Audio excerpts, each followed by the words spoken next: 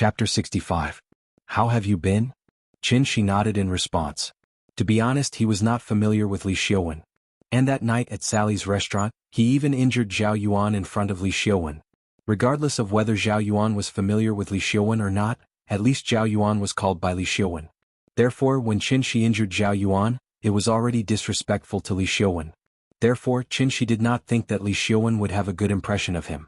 However, after the two met, Li Xiaowen's reaction was somewhat out of his expectations. What's Mr. Qin been busy with recently? After greeting Qin Shi, Li Xiaowen sat beside Qin Shi and asked with a smile. Taking care of the child. After saying that, Qin Shi rubbed the little one's head. His behavior immediately made the little one unhappy. She quickly reached out and patted Qin Shi's hand.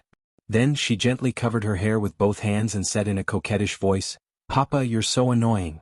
Don't touch my hair." The little one's hairstyle today was not simple. Qin Shi woke up early in the morning and followed the steps on the internet step by step to make her a flower girl hairstyle. It was very complicated, but it really looked good, so the little one liked it very much. Really? Li Xiaowen could not help but laugh dryly. He had already seen Qin Shi's information from Zhao Yuan, but his intuition told him that Qin Shi was not simple. If he was really as simple as the information described, how could he explain the blank 5 years in between? It was very rare in today's society for a person to mysteriously lose 5 years' worth of information and not be able to find anything. It was also because of this that when Zhao Yuan wanted to seek revenge on Qin Shi, he was not optimistic about Zhao Yuan and even wanted to advise Zhao Yuan not to pursue the matter anymore. Unfortunately, Zhao Yuan wanted to hurt Lin Xian, and because of this, he angered Li Xiaowen. The two parted on bad terms, so Li Xiaowen did not know whether Zhao Yuan had sought revenge on Qin Shi or not. Following this period of investigation, Li Xiaowen realized that things were getting more and more complicated. Because Zhao Yuan had gone missing. The day after the two of them met, she disappeared. Even the Zhao family did not know where Zhao Yuan had gone. It was as if he had completely disappeared from the face of the earth. No matter how one looked at it, there was something strange about this matter. Hence, the moment Li Xiaowen saw Qin Shi, he could no longer suppress the doubts in his heart. He pretended to ask casually, "Oh, by the way, I wanted to ask you, did Zhao Yuan come to you again after that?" Hearing this, Qin Shi did not immediately answer.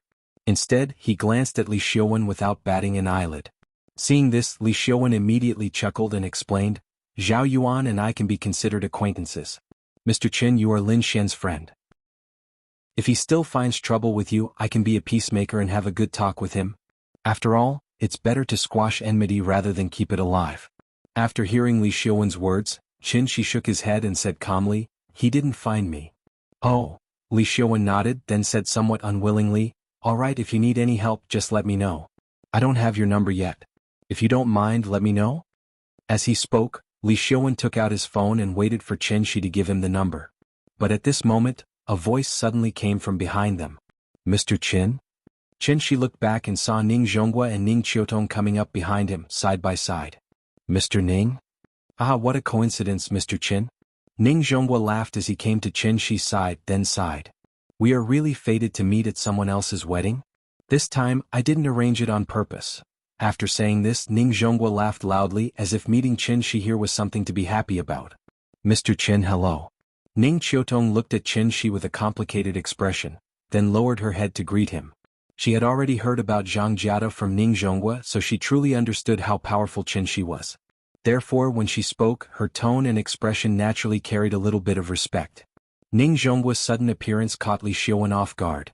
They were all in the same circle, so how could he not know Ning Zhonghua and Ning Qiutong? He also had his own shipping company, but compared to the Ning family's ocean group, it was really a small business. Many of his company's orders were even leftovers from the ocean shipping group, and then they were casually outsourced to him. "Uncle Ning, Sister Ning, hello." After Ning Qiutong and Qin Shi finished talking, Li Xiaowen quickly stood up and chose a very suitable time to appear in front of Ning Zhonghua. Ning Zhonghua seemed to have seen Li Xiaowen at this time. He turned his head and laughed. "Oh, it's Xiaowen? Where's your dad? Why don't I see him?" "My dad is still abroad, so I can only come on his behalf today." Oh, okay." Ning Zhonghua nodded as if he had no intention of talking to him in depth. Seeing this, Li Xiaowen could not help but feel anxious. Although the ocean shipping group had been handed over to Ning Qiutong, Ning Zhonghua's words still had a decisive effect. In fact, Li Xiaowen's relationship with the Ning family was quite deep. The reason why he was named as one of the top 10 youths in Zhonghai was mainly because of his shipping company. This company was built by him, and the reason why it developed so quickly was because of Ning Zhonggua's help. A small company with no qualifications in just a few years, through the outsourcing of the Ocean Shipping Group, became one of the top 10 shipping companies in Zhonghai. What did it rely on? It relied on face. It was his dad's face. Ning Qiutong looked down on Li Xiuwen, because she felt that this person lived too superficially. Although they were all rich second-generation heirs living in the shadow of their fathers. Ning Qiutong could take charge of the entire Ocean Shipping Group on her own. Li Xiuwen, on the other hand, only knew how to deal with the media in his empty company, busy with magazines and newspapers, and promote his name as one of the top 10 youths in Zhonghai. His so-called projects were, in fact, all obtained through connections. Therefore, after Ning Qiutong took charge of the Ocean Shipping Group, she started to reduce the number of outsourced projects, intentionally or unintentionally, in the name of maximizing profits. This move made Li Xiuwen's life a little difficult, so he had already started to plan to wait for his dad to come back to China, and bring him along to visit Ning Zhonggua. He did not expect to see Ning Zhonggua here today, so he was caught off guard. Li Xiuwen was still thinking of ways to strike up a conversation with Ning Zhonggua, but at this moment Lin Xian, wearing a white off-shoulder bridesmaid dress, suddenly appeared. She stood by the railing on the deck, waved at Chen Shi from afar and shouted, "Chen Shi, over here, quickly bring Yin Yin over to change. The wedding is about to begin. Thank you to Katatsumuri for the 10,000 reward. Old man, don't rush me too much, really, indeed your urging can affect me. If it wasn't for the fact that I really couldn't write, I would have done it long ago. If I were to write the traditional face-slapping chapter of Yin Yin being pushed down, I would write at least 10 chapters, the face-slapping wouldn't stop at all." Chapter 66. Just as Ning Zhonggua was about to send Li Xiuwen away and sit down to chat with Chen Shi, Lin Xian appeared. Her appearance immediately attracted the attention of many people. Lin Xian was very beautiful today. Although she had already put on the simplest bridesmaid makeup in order not to steal the bride's limelight and wore the simplest white dress, it still could not hide her beauty. "Excuse me, I'll excuse myself for a moment." Chen Shi stood up, nodded slightly at Ning Zhonggua, and walked towards Lin Xian with the little fellow in his arms. "You go ahead, we'll talk later." Ning Zhonggua hurriedly stepped aside and gestured for him to go ahead. Li Xiuwen was confused by his actions. Looking at this situation, Ning Zhonggua's relationship with Chen Shi was much better than he had imagined. Also, Li Xiuwen had a feeling. Ning Zhonggua seemed to be lowering his status in front of Chen Shi? What kind of show was this? Li Xiuwen had not recovered from his shock, but Ning Zhonggua had already walked away. When Li Xiuwen finally reacted and wanted to chase after Ning Zhonggua to chat, Ning Zhonggua had already walked towards the first row of the VIP seats under the guidance of his assistant. That place was not a place anyone could sit, so Li Xiuwen had no choice but to stop in his tracks. Then he turned to look in the direction that Chen Shi had left. He saw Lin Xian carrying the little fellow and chatting happily with Chen Shi as they walked towards the staircase. Chen Shi carried the little fellow to Lin Xian. After sizing her up, he teased, "You're so beautiful today, don't steal the bride's limelight." Hearing this, Lin Xian could not help but spit at Chen Shi. Her face was a little red and her tone was a little shy. She complained, "Don't talk nonsense, there's only one main character today, I'm not as pretty as her." Although that was what she said, Lin Xian felt that Chen Shi's words made sense, so she decided to touch up her makeup later. For example, she would make her nose shorter and her skin tone darker. This was what a bridesmaid should do. "Sister, hug." This was the first time the little fellow had asked her to hug him, so Lin Xian was stunned for a moment, and then quickly took the little fellow from Chen Shi's arms. After she hugged the little fellow immediately wrapped his arms around her neck and leaned his head on her snow-white shoulders. The reason why the little girl was so enthusiastic was actually not because of the little dress that belonged to her. Girls like beautiful things, even children were no exception. Was not an exception. So after wearing it once yesterday, the little fellow was completely mesmerized. Because Lin Xian was dressed as the main bridesmaid, when the guests saw her, they would stand to the side and make way for her. At the same time they would smile and nod at her. The two of them walked side by side on the deck for a while. After seeing that there were not many people around, Lin Xian pretended to be nonchalant and asked, "Who was that woman in black? Why do I feel like I've seen her before?" Chen Shi thought for a moment before realizing that she was referring to Ning Qiutong, so he introduced her. "She's Ning Qiutong, Li Xiuwen also knows her, so I guess you've seen her before." Hearing this, Lin Xian was silent. When she sent Qin home that day, she saw some things with her own eyes. In order to see the woman's face clearly, Lin Xian especially waited until the woman left before leaving. So she could not be wrong. The woman in the black dress was the woman who suddenly knelt in front of Chen that night. After thinking for a while, Lin Xian continued to ask, Li Xiuwen's friends are not ordinary people, didn't you just return to Zhonghai? How did you get to know them? Because of a misunderstanding, I became friends with his father, so I went to their house a few times. After hearing his words, Lin Xian secretly glanced at Qin Shi. He was not telling the truth. But since Qin Shi did not want to say, she naturally did not ask any more. Thinking of this, she could not help but snort lightly, and then did not want to talk to Qin Shi anymore. Carrying the little fellow, she quickly walked into a room around the corner. Wait here, I'll bring her to change. Okay. Bam. The sound of the door closing was a little loud. Qin Shi did not seem to notice Lin Xian's strange behavior. After seeing her close the door, he stood by the railing and looked down at the scenery below. After waiting for a while, Lin Xian still had not come out, but the sound system on the cruise ship rang. The band on the top deck began to play. The string quartet performed a soothing and melodious classical music. After the guests on all levels of the cruise ship heard the music, they stopped the noise and sat quietly in their seats, waiting for the wedding to begin. About 10 minutes later, the cruise ship set sail with a deep and drawn-out whistle. The flower girl was not the bridesmaid, so the cuter the better. So when Lin Xian came out with the little fellow again, the little fellow had changed into a top Israeli wedding dress brand Galia Lahav custom-made white puffy gauze dress. She was wearing a pair of white princess shoes and a garland made of real flowers on her head. She looked like a little angel who had descended from the heavens to the mortal world. Nian is so cute. Come, let daddy kiss you. Seeing his daughter's cute little face, Qin Shi was suddenly overjoyed and quickly stepped forward to kiss her. However, the little fellow was now proud. Before Qin Shi's mouth could get close to her, the little fellow pressed her forehead and pushed him away. She pouted and said with disgust, No.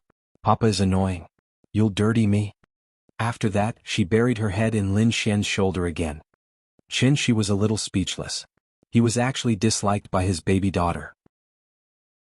Stop it, the wedding is about to begin. Go back and sit down. I have to take Nian to find Lei Lei. See you later. After that, Lin Xian took the little fellow to Fang Lei's room. Seeing this, Qin Shi could only shrug helplessly and then walk toward the deck. The deck was packed with people and the VIP seats had long been filled. Many children did not want to watch the broadcast, so they did not listen to the adults at all and ran to the top deck to see the live scene. Since they were guests, it was naturally impossible to chase them out of the top deck, so there were more and more people on the top deck. Qin Shi didn't like to join in the crowd, but in order to take a few beautiful photos of the little girl as a souvenir, he had to apologize while trying his best to squeeze into the crowd. It wasn't until he stepped on the red carpet that he finally stopped. The red carpet crossed the entire deck. On one side was the flower arch of the wedding stage, and on the other side was the passage for the bride and groom. Suddenly the music stopped.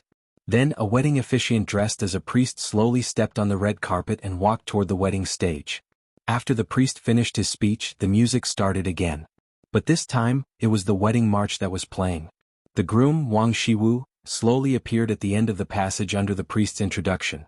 After the groom stood on the stage, the best man and the bridesmaid walked up the passage one by one. After the best man and bridesmaid were in place, Qin Shi finally perked up. Because the little fellow was going to appear. Others' focus was on the bride and groom, but his focus was all on the flower girl.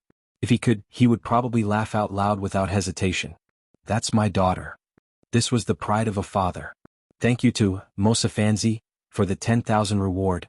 The first group number of this book, 5117933123. Chapter 67. Qin Shi looked at the entrance of the passage nervously. Suddenly the little girl appeared. She was like a cute little angel, wearing a white fluffy gauze dress, and suddenly appeared in front of everyone's eyes. The little girl's expression was a little nervous, and her little face was very tight. Perhaps she didn't expect there to be so many people here. This was the grandest occasion she had ever experienced in her life. The red carpet in front of her led to the wedding stage, and both sides were densely packed with people. The little girl was only a little more than a meter tall, so the adults on both sides were like two high palace walls, blocking all of her sight. As far as she could only see the other side of the stage from the end of the red carpet. Because there were too many people, she couldn't see where Papa was and she couldn't help but feel more nervous. She thought this was a fun thing to do. But it wasn't until she stood here that she realized everything was different from what her sister said. Then the little girl's mind went blank because of nervousness. Whose child is this? So cute. That's right, if only my daughter was as beautiful as her. This young lady is truly a great beauty in the making. Look, our family is blushing when looking at this girl. Brat, how old are you? She stood in the crowd, listening to everyone talking about the little girl who suddenly appeared, and suddenly felt very proud. He slightly turned his body, hoping that the little girl could see him. But because there were too many people, the little girl didn't notice him. The little girl stood at the entrance of the passage for at least 5 seconds. At this time, a staff member of the wedding company quietly urged her behind, Nyen, go, just walk to the stage on the opposite side. The little girl tilted her head and glanced at the staff member. After taking a deep breath, she slowly took the first step. She sprinkled flowers every 3 steps, and before she reached the end, she had to sprinkle all the petals in the basket. This was her task. It sounded very simple, and during the rehearsal last night she had easily walked through it twice. But when it was actually carried out, the little girl found that she actually forgot how to walk. How should she walk? It was just like writing a word. After writing it, he felt that the word shouldn't be like this. The little fellow's feet were very stiff, and he even began to wonder how far he should take each step. When Shi saw her expression, he knew that she was nervous. A 4-year-old child walking alone on the red carpet under the watchful eyes of thousands of people. One could imagine how much pressure she was under right now. She kept waving at her, but the little girl didn't even look at him and kept walking forward. Seeing this, she immediately kicked the big cat sitting at his feet and whispered, "Go to the front and lead the way for her, but don't walk on the carpet." The big cat was very smart. It immediately understood what she meant, so it immediately jumped in the direction of the little guy. The little guy was short to begin with. When he saw the big cat running over from the side of the carpet, he immediately noticed it. Meow. The big cat softly called out to the little guy. This made the little guy's heart calm down a lot, and her footsteps finally became more natural. She walked towards the stage while scattering flowers, and the big cat was 1 or 2 meters in front of her, leading her along the red carpet. Maybe it was because all her attention was on the big cat, so when the little guy passed by she didn't even hear Shi calling her. After walking about 2/3 of the way, the little guy's tense little face finally showed a natural smile, and it was obvious that she had relaxed a lot. But at this moment, an accident happened. Just as the little guy was counting her steps and scattering flowers as she walked, she suddenly lost her balance and fell heavily to the ground. As if replaying the scene from yesterday, the way she fell was exactly the same as yesterday. But this time the big cat didn't cover her in time. Amidst the exclamations of the crowd, the little guy fell heavily to the ground, and the petals in the flower basket scattered all over the ground. And her sudden fall was instantly shown to everyone through the broadcast on the big screen. Meow. When the big cat heard the movement, it immediately turned around and ran to Nyen's side. She also reacted and wanted to go forward to help her up.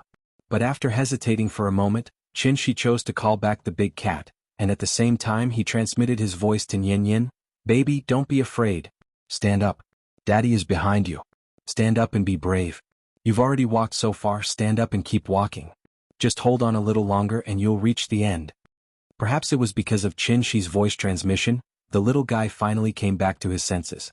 She quickly got up from the ground and picked up the flower basket again. Under the accompaniment of the music, she continued to walk toward the stage not far away. Although this fall didn't hurt her skin, it did hurt a little. So the little guy could only limp towards the stage. At this time, Lin Xian also walked to the bottom of the stage, stood at the end of the red carpet, and opened his hands to wait for her arrival. But unfortunately, she hadn't finished walking, but there were no more petals in the flower basket. The little guy remembered her mission, so even if there were no more petals, she still made the gesture of sprinkling the flowers. Although it was only air that was sprinkled, as she walked, the little guy's tears suddenly fell. Just like that, she silently walked on the red carpet while crying. The cameraman was very smart. After the little guy fell, he immediately moved the camera to the bride, who was about to appear at the end of the aisle. Finally, Nyen walked to the front of the stage.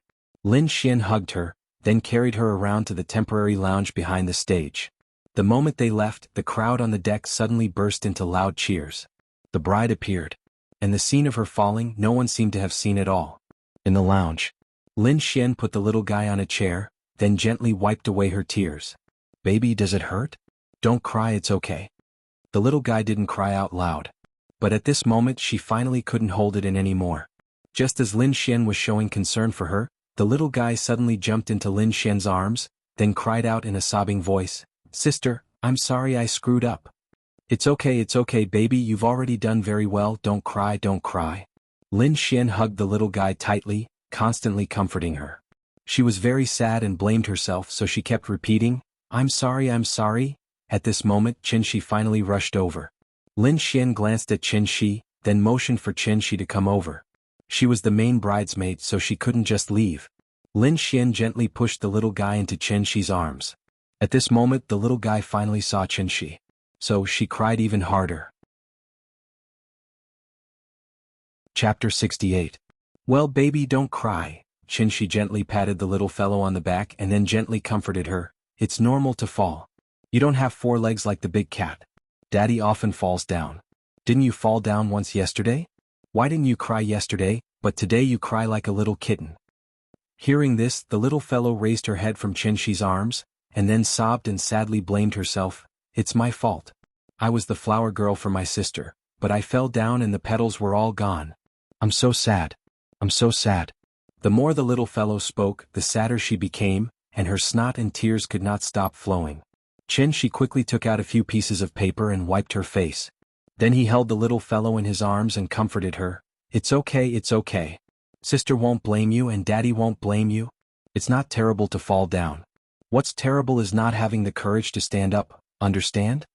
The little fellow did not speak, but her crying was much softer. Seeing this, Qin Shi gently patted her on the back again and said softly, You're still young and you'll definitely encounter different kinds of difficulties in the future. Remember Daddy's words, don't be afraid when you encounter difficulties in the future, and don't cry, but face them with strength and courage. In this way you won't fall in the same place for the second time, okay? It seemed that his comforting words were effective. The little fellow lay in his arms and gradually stopped crying. On the stage, separated by a wall, the bride and groom said, I do, to each other under the inquiry of the officiator. Behind the stage, the little fellow lay in Qin Shi's arms, nodded gently and said, Okay. The cruise ship slowly sailed away, and several seagulls flew over the cruise ship. Suddenly, there was an earth-shattering cheer on the cruise ship. That was the heartfelt blessing of everyone to the newlyweds. The ceremony was over, and the host asked everyone to move to the dining room through the sound system. Then Lin Xian rushed to the lounge in a hurry. She turned the corner, and just as she entered the lounge, she saw Qin Shi standing on the bow of the ship, holding the little fellow's arms with both hands and holding her high in the air. Papa, I'm flying. Woo, I'm flying. The cruise ship cut through the waves like a pair of scissors, cutting a long crack in the sea. The little fellow was suspended in mid-air, but after looking down at the sea beneath her feet, she wasn't afraid at all. Instead, she was dancing with excitement. Qin Shi, what are you doing? Seeing this scene, Lin Xian was scared out of her wits. She hurriedly ran to Qin Shi's side to take the little guy. What kind of father are you? Do you know how dangerous this is? This was a cruise ship. If you fall down, you'll immediately be smashed to pieces. After hugging the little fellow tightly in his arms, Lin Xian glanced below the bow with lingering fear. Then he gave Qin Shi a fierce kick. But Qin Shi's leg felt like it was made of iron, and her high heels were already squeezing her toes tightly. This bump caused her foot to hurt like hell. Therefore she couldn't help but curse angrily, F***ck. Qin Shi looked at her helplessly. Just as he was about to explain, Lin Xian had already carried the little fellow and walked quickly to the restaurant. Hey, that's my daughter. Get lost. How can you take care of your daughter like this? Qin Shi stood at the bow of the ship and shouted helplessly. However, what responded to him was Lin Xian's angry roar. In Restaurant 1. Father Fang invited Ning Zhonghua to take a seat. The people at this table were not relatives or friends. They were all well-known rich and powerful people in Zhonghai. Ning Zhonghua exchanged a few pleasantries with Father Fang, then greeted some of his acquaintances who were already at the table. Then he quietly called Ning Qiutong and ordered, Go find Mr. Chen and see if you can invite him over. Hearing this, Ning Qiutong couldn't help but frown and ask, He's not even a member of this circle. Is it appropriate for us to invite him over? As she spoke, she motioned for Ning Zhonghua to look at Father Fang, the host. Listen to Dad go. Being on good terms with him will do us no harm. No matter how rich we are, we need to be alive to spend it, right? Mr. Chen is a hidden expert, but as long as he is willing to do something, Then there will be a day when his name will spread far and wide. When that time comes, they won't go directly to Mr. Chen. They will have to go through me. Do you understand what I mean? I understand, but I don't think he will come. Ning Qiutong said this, but she still turned and walked out. Inviting him over was just to express their attitude. As for whether he would come or not, that was another question. Ning Qiutong walked slowly from the deepest part of the venue to the door, carefully scanning the guests at each table. Finally, she found Chen Shi in a corner. Lin Xian was the main bridesmaid, so after carrying the little girl into the dining room, she had to return the little girl to Chen Shi. Then she changed into the toast dress with Fang Lei. Chen Shi's table was very interesting. It seemed to be a table for women and children. At the 12 tables he was the only man. The others were all women and children. Ning Qiutong stood not far away, listening to Chen Shi and a few women talking about children's education. She couldn't help but feel a little absent-minded. 100,000 yuan was not even enough for her to buy a bag. It was also because of this 100,000 yuan that she almost killed Ning Zhonghua. Therefore, after this incident, Ning Qiutong's personality changed a lot. In the past, she was the female president who had just taken charge of the Ocean Group. Her whole body exuded a sharp aura like a sharp blade. Her imposing manner was enough to make everyone unconsciously bow their heads in front of her. She always meant what she said. As long as she made a judgment, she would absolutely believe in her own judgment. It wasn't until that day when she helplessly knelt in front of Chen Shi that she finally realized where she had gone wrong. Maybe this was a good thing. She was born with a silver spoon in her mouth. After all, she had to go through some things to transform and become more perfect. After hesitating for a moment, Ning Qiutong came behind Chen Shi and said softly, "Mr. Chen." Chen Shi looked back and saw that it was Ning Qiutong, so he asked, "Miss Ning, what's the matter?" "My father wants to invite you to his table. Do you think it's okay?" Ning Qiutong pointed to the deepest part of the venue. Seeing this, Chen Shi immediately shook his head and said politely, "No, it's okay. I have a child here, so it's not that troublesome." "Okay, take your time." After Chen Shi rejected her, Ning Qiutong didn't say anything more. She nodded at him gently and went back. After Ning Qiutong left, a woman next to Chen Shi asked with a smirk, "Young man, who's that girl? She's pretty." "A friend," Chen Shi replied politely. "A friend? You have such a beautiful female friend?" The woman didn't seem to believe it. Before Chen Shi had time to explain, she said with a smirk, "That bridesmaid is also your friend, right? TSK, young people these days are amazing." Her words, which were full of meaning, immediately caused the other big sisters at the table to laugh. Seeing this, Chen Shi could only smile and say, "She's really a friend. Don't tell me you all think that there's no such thing as a simple friendship between a man and a woman?" "No." Hearing this, the big sisters immediately replied in unison, "You guys are so shallow." After saying this, Chen Shi also laughed with them.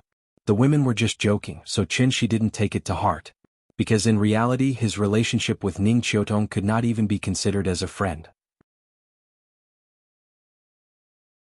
Chapter 69. During lunch, Chen Shi talked with several older sisters about how to educate children, which gave Chen Shi a lot of inspiration. For example, don't hold the child all the time and let her walk around more. Children must walk more, and walking is good for joint development.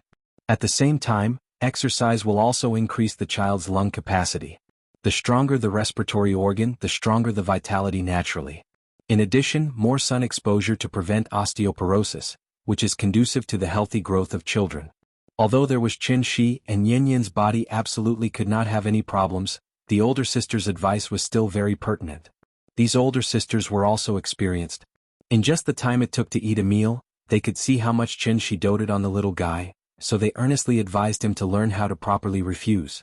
It was good to spoil his daughter, but he couldn't spoil her too much. Blindly spoiling and doting would harm the child. The cruise ship was still in the process of cruising and would not return until dinner. So after lunch, Chen Shi took the little fellow back to the suite and let the big cat play hide and seek with the little fellow in the room. And he turned on the TV to watch, "Where are we going, Dad?" This was also the older sister's advice. Otherwise, Chen Shi would not have known that there was such a variety show about parent-child interaction in the world. Some of the children were older than Yin Yin, and some were younger than her. As soon as the theme song was played, the little fellow had already heard the sound and ran over. Then she sat next to Chen Shi with the big cat in her arms and watched with him.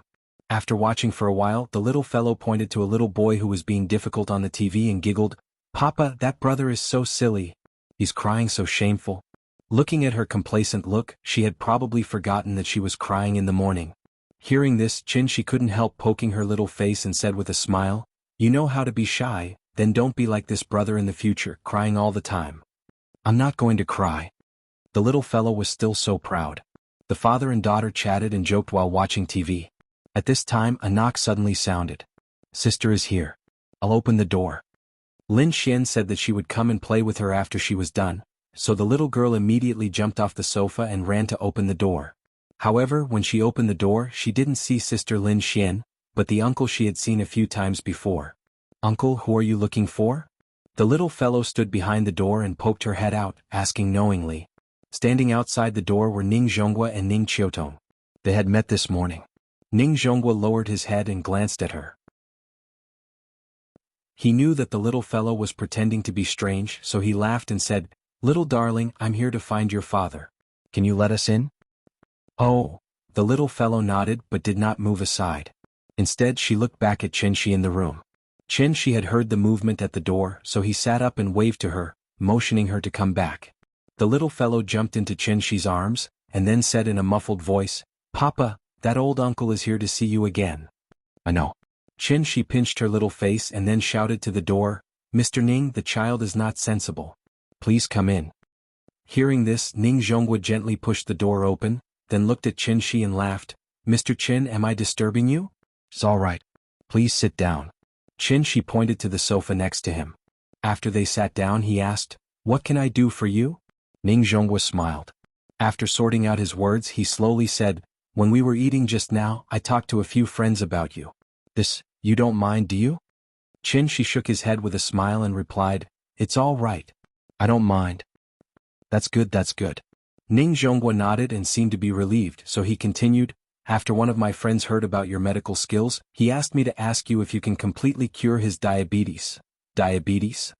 Hearing this, Qinshi couldn't help but feel a little dumbfounded. He suddenly knew that Ning Zhonghua had bragged about his magical skills outside. "It can't be cured?" Ning Zhonghua carefully probed. "It can be cured." Qinshi nodded.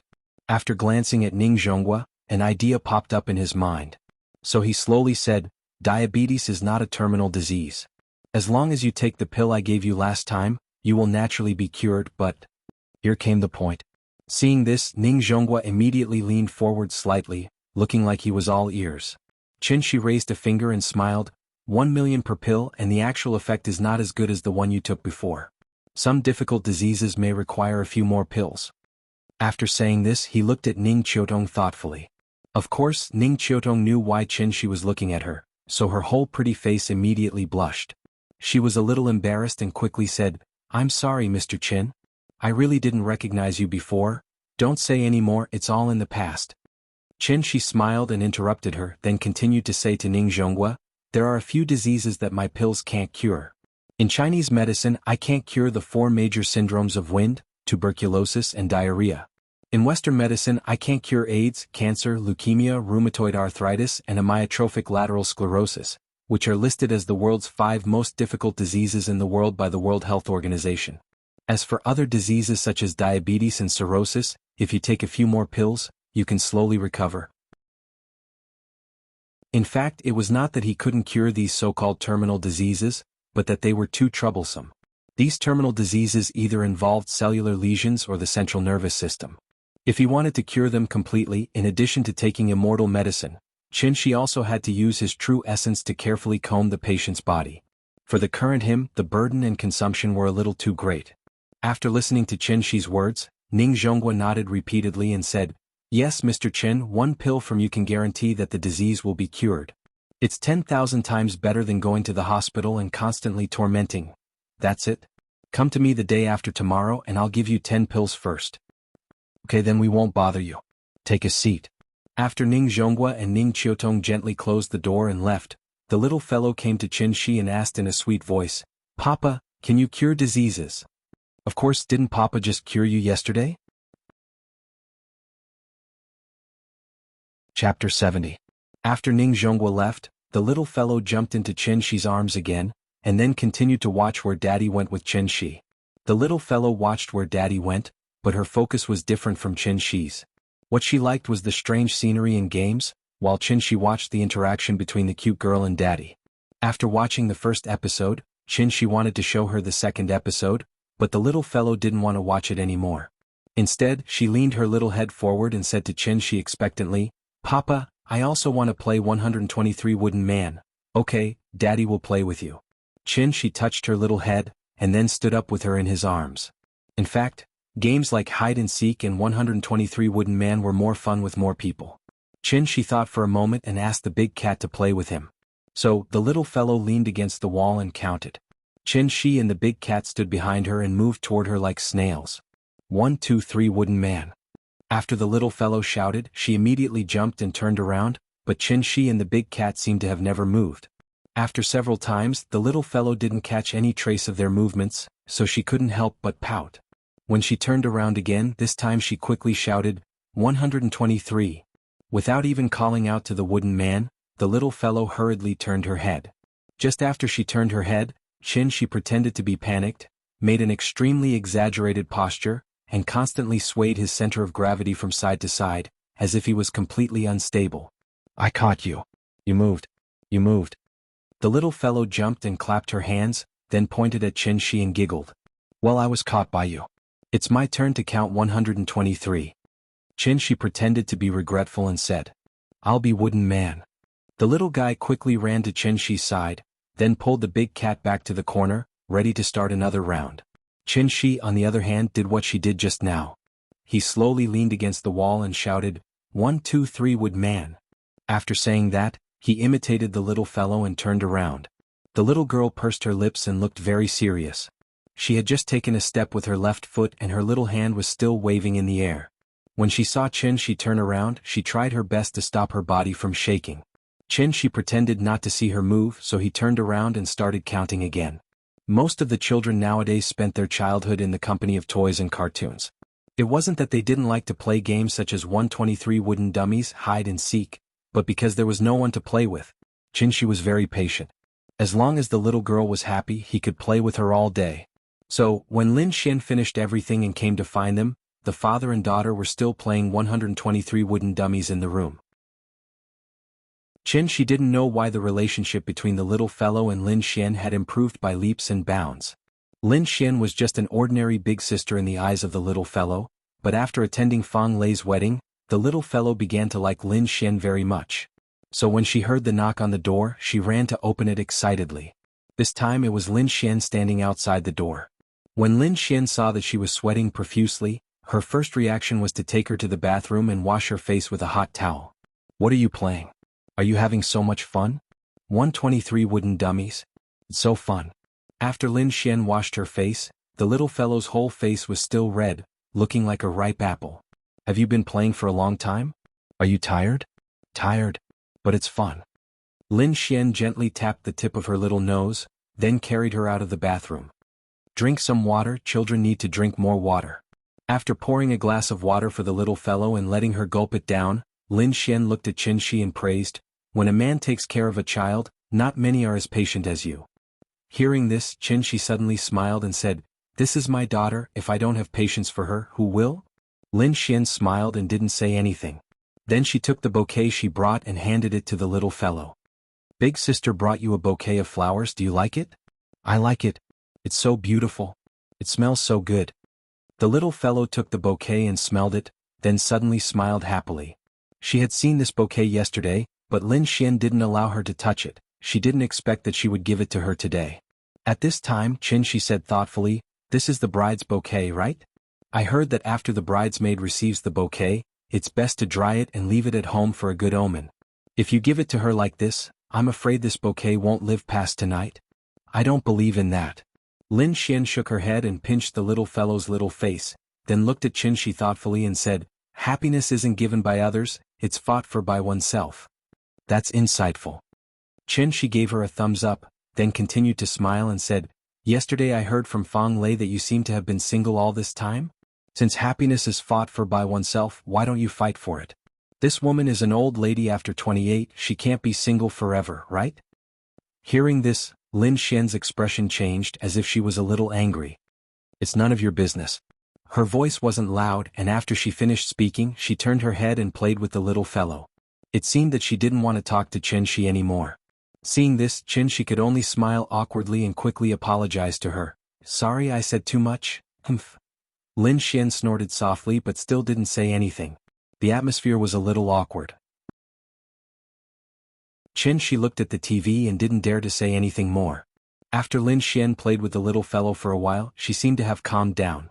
She turned her head again, looked at him and asked, "After dinner, the cruise ship will go out to sea again and will return the day after tomorrow.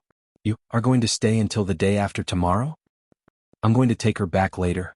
We've been out for a few days, it's almost time to go back to kindergarten." Lin Xian was stunned for a moment as if she didn't expect them to leave so soon, so she immediately became a little anxious and said quickly, "It's rare to have such an opportunity, why don't you stay for a few more days? Now the country is advocating to reduce the burden. The child is only 4 years old, there's no need to send her to kindergarten in such a hurry, right?" "Ah." Qinshi was choked by her words. After thinking about it, he replied seriously, "I mainly want her to develop a habit.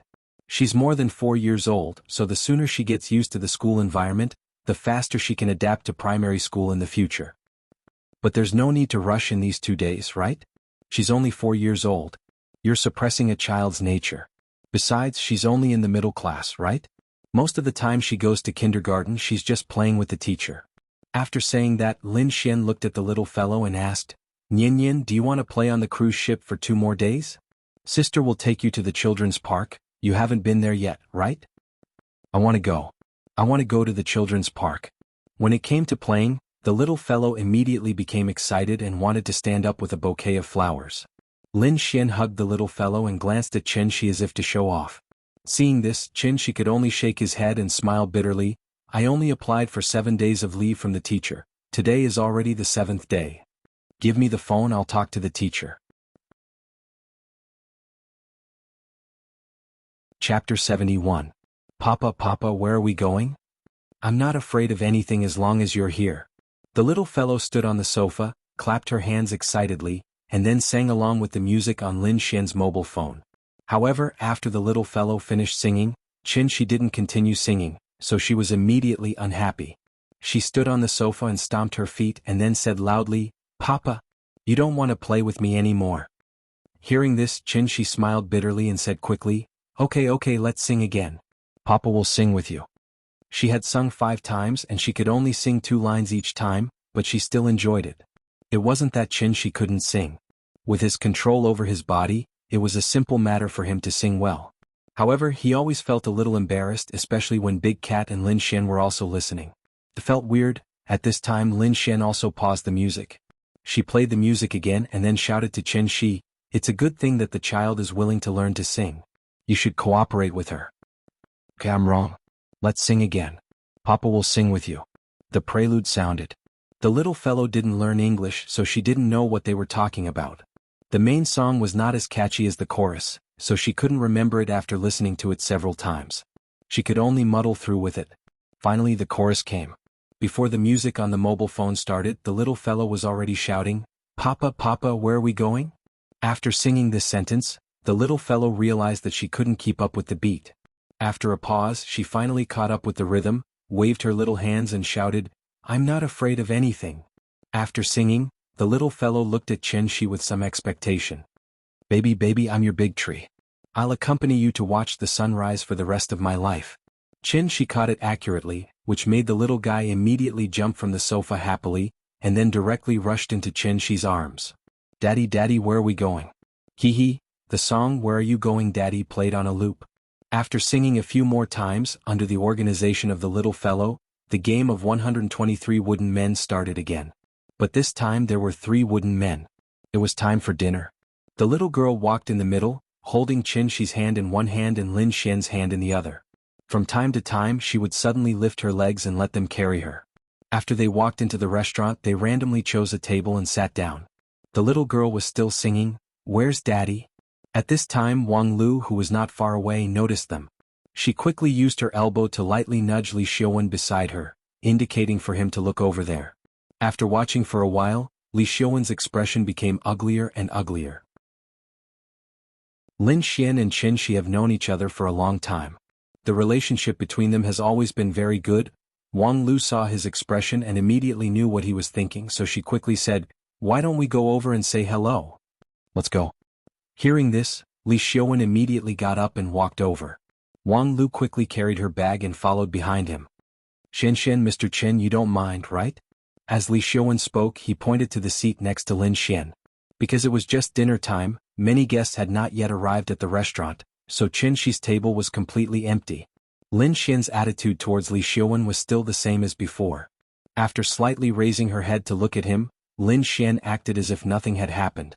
She lowered her head again and continued to play with the little fellow. Chen Shi saw that Li Xiaowen was embarrassed, so he nodded at him and said politely, "We're also here to freeload. Please go ahead." At this time, Wang Lu acted as if she had just seen Lin Xian. She immediately stood up from behind Li Xiaowen and ran directly behind Lin Xian. She leaned over and hugged her from behind. "Xian, why didn't I see you when I came in this morning? Do you know how beautiful you are today? You almost stole Leilei's limelight." As Wang Lu spoke, she even made a hand gesture with an exaggerated expression. "It's not as exaggerated as you say. I'm not the one getting married. Why are you being so sweet? Be careful not to let Leilei hear you. You're done for." Lin Xian really liked Wang Lu's words, so she immediately pulled her to sit next to her. At this time, Li Xiaowen also sat next to Wang Lu. After Wang Lu said a few words to Lin Xian, she smiled and greeted Chen Shi. She said mysteriously, "Chen Shi, you're really good at hiding things." "What am I good at hiding things?" Chen Shi was confused by her inexplicable words. "Still pretending?" Wang Lu looked like she had seen through him. She pretended to be serious and said, "Tell me the truth. Did you create the Fuqing building advertisement that blew up my friends that day?" Hearing this, Lin Xian could not help but look at Chen Shi thoughtfully. Not long after this incident, she was kidnapped by Zhao Yuan. If Wang Lu did not mention it now, she would have forgotten that Chen Shi had caused such a huge commotion. Li Xiaowen, on the other hand, didn't know that Chen Shi was the one who caused the explosion in his circle of friends. "Haven't I always wanted to find Yingying? So I asked a friend to help me think of a way, but I didn't expect his method to cause such a huge commotion. Your friend is really amazing. If there's a chance, introduce us to him. One more friend means one more path, don't you think so?" Perhaps Chen Shi could not stand Wang Lu's unscrupulousness. After nodding lightly, he did not speak any more. Wang Lu and Li Xiaowen's sudden appearance made Lin Xian's mood turn bad. Thus, she did not speak any more. She took out her phone and started playing by herself. When Wang Lu spoke to her, she did not say a word.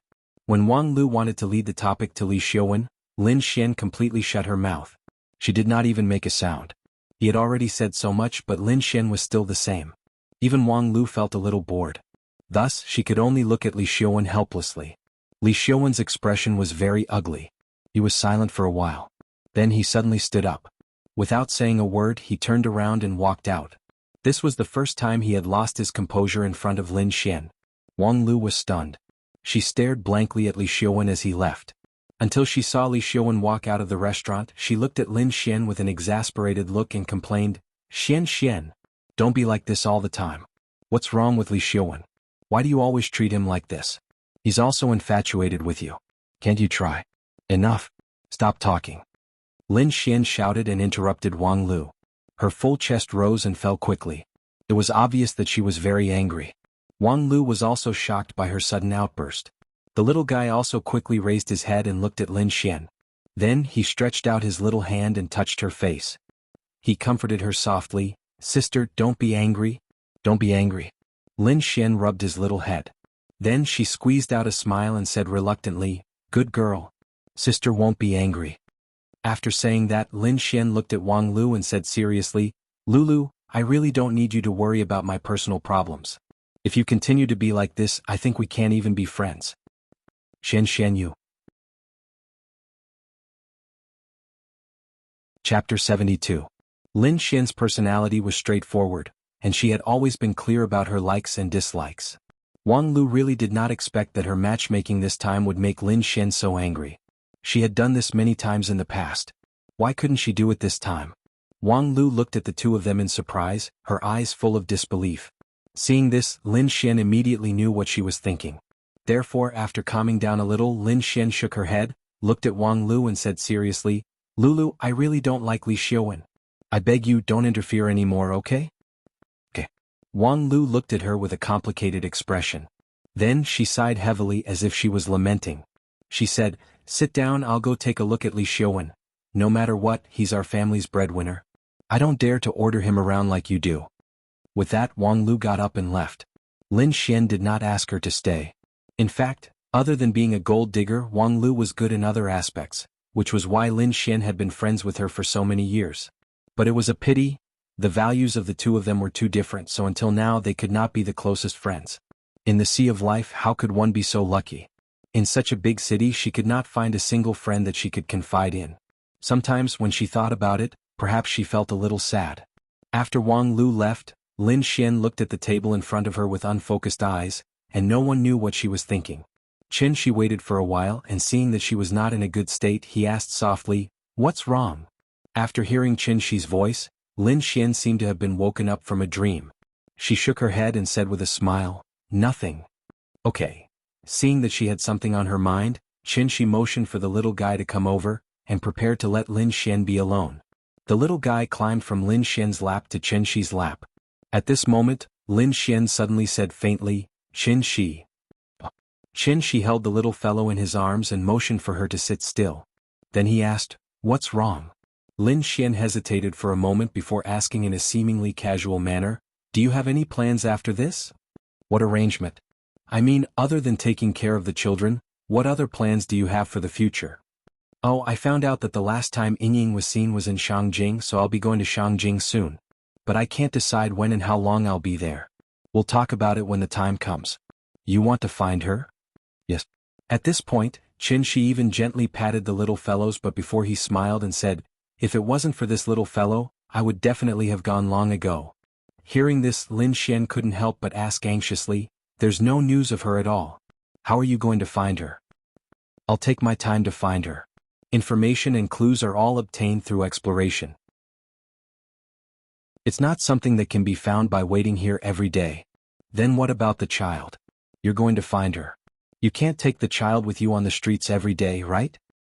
"That's why I said I'm not sure." She glanced at Lin Xian and said matter-of-factly, "The child is already so old. I just came back. Of course, I have to spend some time with her first. As for when we'll go to Shangjing, we'll talk about it after a while. When the time comes, I'll take Nian Yan with me. We'll walk slowly and look carefully. Just treat it as a vacation." After hearing this, Lin Xian fell silent. After a while, she asked softly, "What if you can't find her?" After saying this, Lin Xian was stunned for a moment. Then she panicked and quickly said, "Sorry I jinxed it. I believe that you'll definitely find Yingying." "Then I'll count on your auspicious words." Shi chuckled as if he didn't notice Lin Xian's strangeness. The cruise ship went to sea again. More than half of the guests didn't leave. After all, a cruise ship trip was quite a rare thing. If they could play for free, of course they would enjoy it to their heart's content.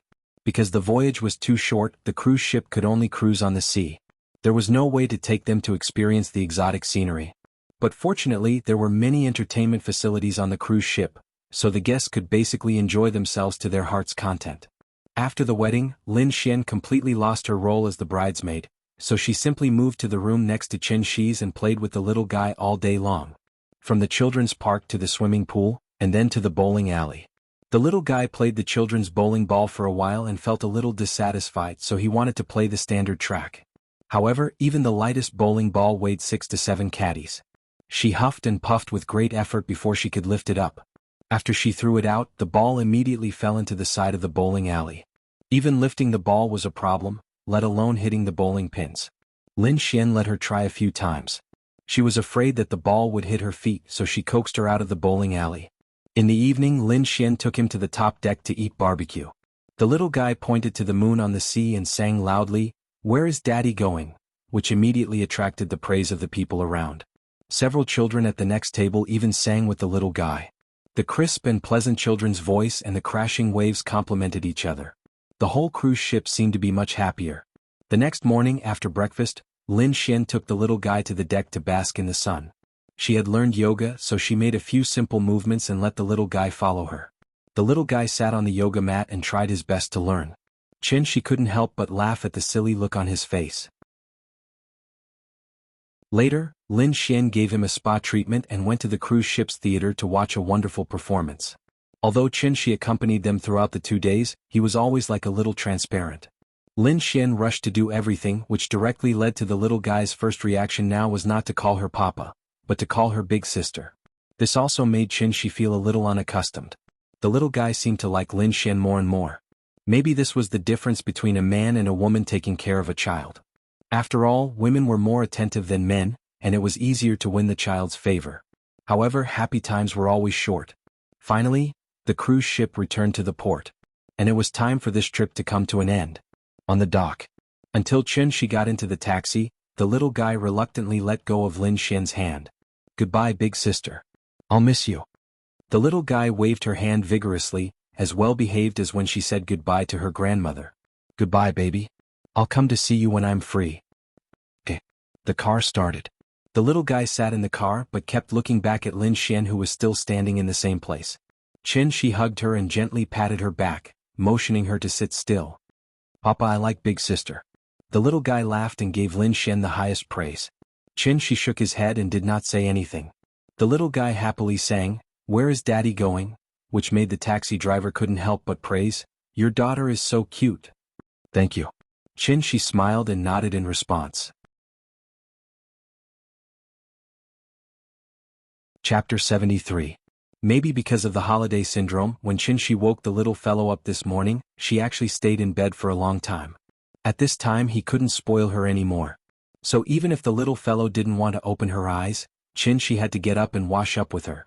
After washing up and eating, after dawdling for a long time, the little fellow was reluctantly carried out of the house by Qin.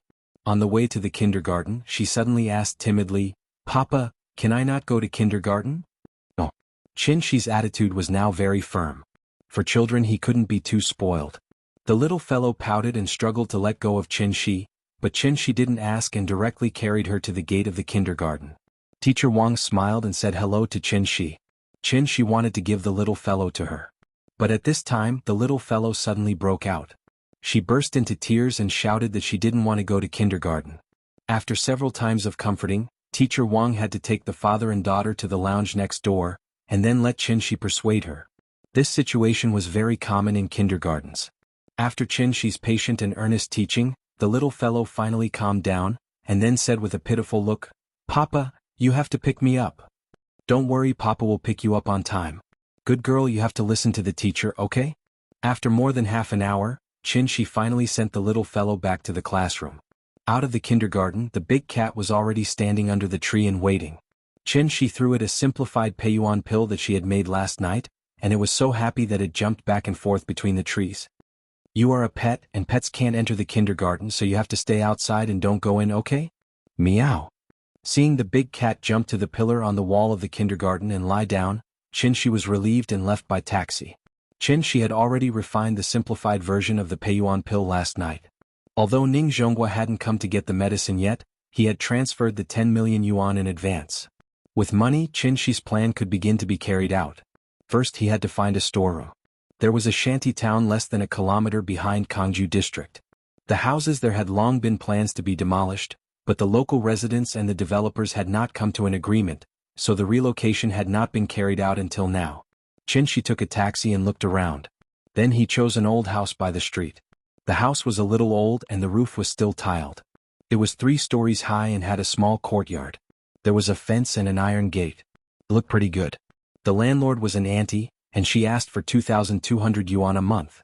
Qin was rich now and he didn't know if it was a good deal, so he didn't even ask for the price, and directly paid half a year's rent. Including the deposit, it was a total of 15,400 yuan. After Qin paid, the auntie quickly stuffed the key to him. Then, without mentioning the contract, she went back to the mahjong house next door with a cigarette in her mouth. Qin hadn't seen such a boorish style in a long time, so he simply tried the key and checked the rooms one by one. After that he took a taxi and set off again. This time, his destination was the Chinese medicine market next to the Xingwang Temple. This was the largest Chinese medicine wholesale market in Zhonghai. The medicine here was not bought by the kilogram but by the kilogram. Qin bought 100 kilograms of cordyceps pupae, but the boss thought that it was too little, and only gave him 20 yuan less per kilogram. The original price was 1,000 yuan a kilogram, and the current price was 980 yuan. Wild baiji was 600 yuan a kilogram, which was 1,200 yuan a kilogram. She thought it was too expensive, but the boss didn't want to give him less and said that this was the wholesale price. Well, 100,000 yuan was gone again. Red ginseng was 500 yuan a kilogram, which was much more cost-effective. If he bought 100 kilograms, the boss would give him a discount, and he could take it home for 40,000 yuan. Relatively speaking, ginseng was not that expensive. 600 yuan a kilogram, and 100 kilograms would only cost 60,000 yuan. She bought as he shopped. It wasn't that he didn't have rich customers like him, but it was very rare. So he became famous after a while. She only bought the best quality and the oldest. So many bosses took out their treasures and followed behind him to promote their medicine. In fact, whether it was artificially bred or natural, there was not much difference in Shi's eyes. He only cared about one thing, and that was how much spiritual energy was contained in the medicine. Because he bought too much, She couldn't transport these medicine back. Zhonghai prohibited trucks from entering and leaving between 6 in the morning and 2 in the morning, so he could only pay the deposit first. At night, the medicine bosses could send him the medicine he bought today. When Shi arranged everything and returned to the kindergarten, it was already 3:30 in the afternoon. Big Cat was still dozing in the sun on the pillar of the wall. The little girl was happily playing eagle catch chicken with the other children under the guidance of the teacher. She stood outside the wall and looked at the little girl's happy face through the fence. In an instant even his mood was much better. Zhonghai Binjiang Club. Binjiang Club was jointly founded by several rich people in Zhonghai, and Ning Zhonghua was one of the founders. As the top and most high-end private club in Zhonghai, Binjiang Club was also the most low-key private club in Zhonghai. Every member of Binjiang Club could be called a real rich and powerful person. They could be well-known entrepreneurs, capital tycoons, scholars, heroes, and political leaders. In short, this was an elite gathering point composed of political celebrities, business celebrities, cultural celebrities, and social celebrities. Binjiang Club was famous for its Jianghu. On the dining table there were lively Jianghu dishes, and in the business field, there was a chivalrous Jianghu token. Every member had their own Jianghu token. If the holder of the Jianghu token was in any emergency, as long as the token was shown, the chairman had the obligation to convene a hero assembly, to organize all members to discuss countermeasures and help the holder through the crisis. Moreover, each member only had one chance to use the token. Binjiang Club was not open to the public, and to become a member, one had to go through layers of assessment. Now there was a saying that without the Jianghu token, no matter how rich you were just a country bumpkin who was excluded from the core circle. On this day Ning Zhonghua as the founder suddenly called a meeting. So early in the morning when Ning Qiutong saw Ning Zhonghua put on a three-piece suit and came downstairs, she was so scared that the coffee cup in her hand almost fell to the ground. "Dad, what are you doing?" Ever since Ning Zhonghua came back from Nanyang 3 years ago, he had never worn a three-piece suit. He dressed like a retired old man all day long. Now he suddenly changed into a three-piece suit with a tie, leather shoes, and neatly combed hair. The sudden change in style made Ning Qiutong unable to accept it. How is it? Dad is handsome, right?" "Handsome?" Ning Qiutong looked at her father, who suddenly became more energetic and asked curiously, "Dad, what are you doing?" Hearing this, Ning Zhonghua smiled mysteriously, shook his head, and did not answer. Seeing this, Ning Qiutong immediately stomped her feet. Just as she was about to act coquettishly, Ning Zhonghua made a shushing gesture at her, and then said mysteriously, "Don't ask. Dad is going to do something serious, so I won't accompany you to eat breakfast." After that, without waiting for Ning Qiutong's reply, he quickly walked out of the house, then got into the Maybach S600, and slowly left Jinjiang Resort. Ning Qiutong stood at the door and watched the car gradually go away, but her brows were slightly furrowed. What kind of song was this? Thank you to Ning Xiaojia, the nouveau riche girl, for the 50,000 reward. Jia is a nouveau riche, I have to hug her tightly.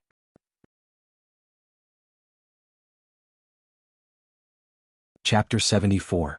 At this point, the basic structure of the book has been formed, so I'll make my attitude clear.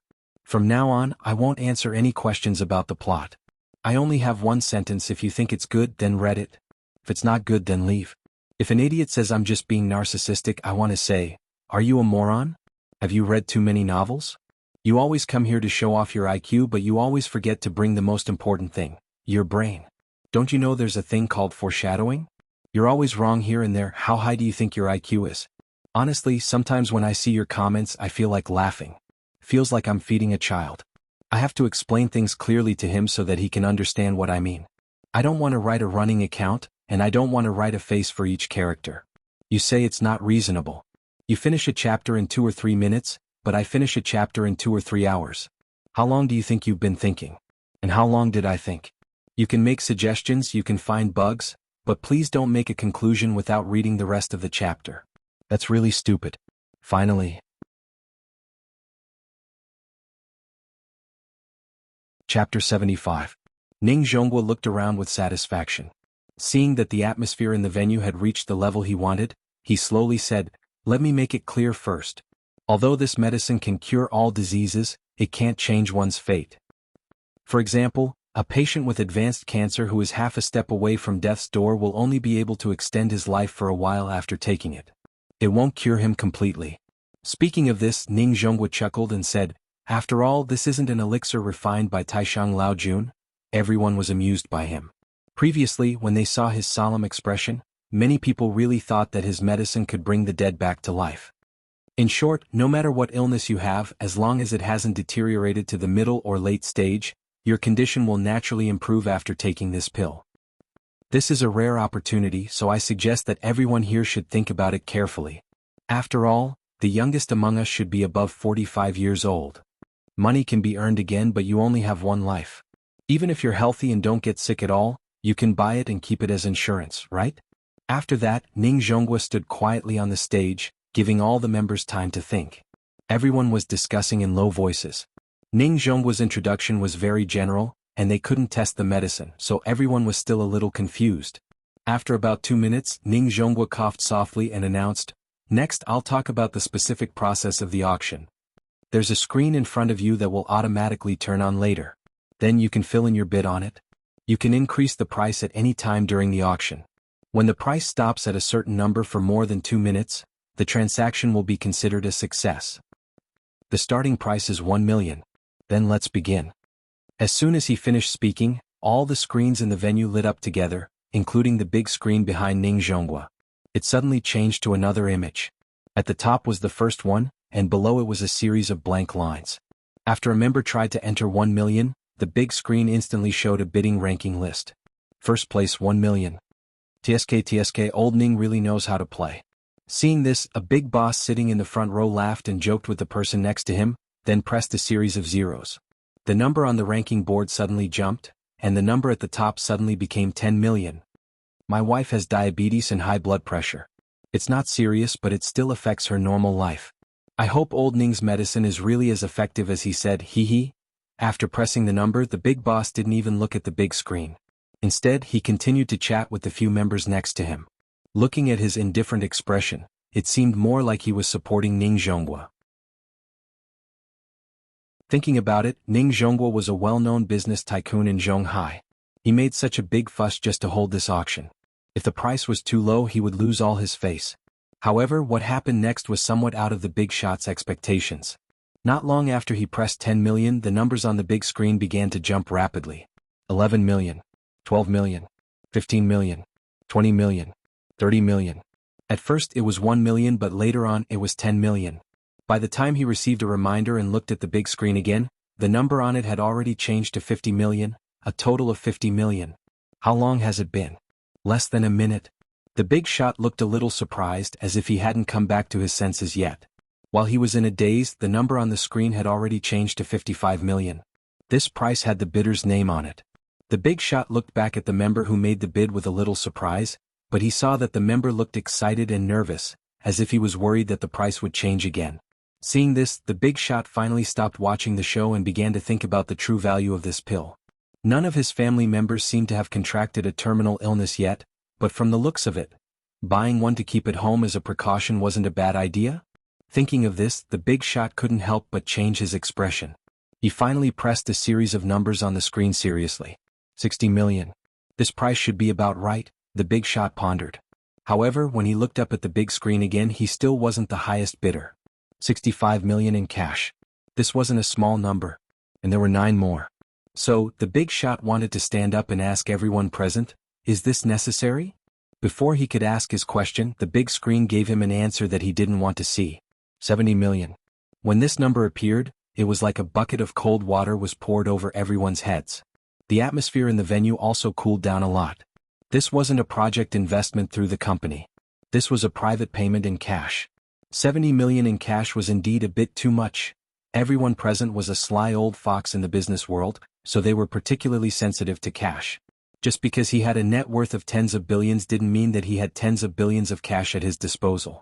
70 million was already a lot. It was time to think about whether it was worth it or not. Ning Zhonghua stood calmly on the stage.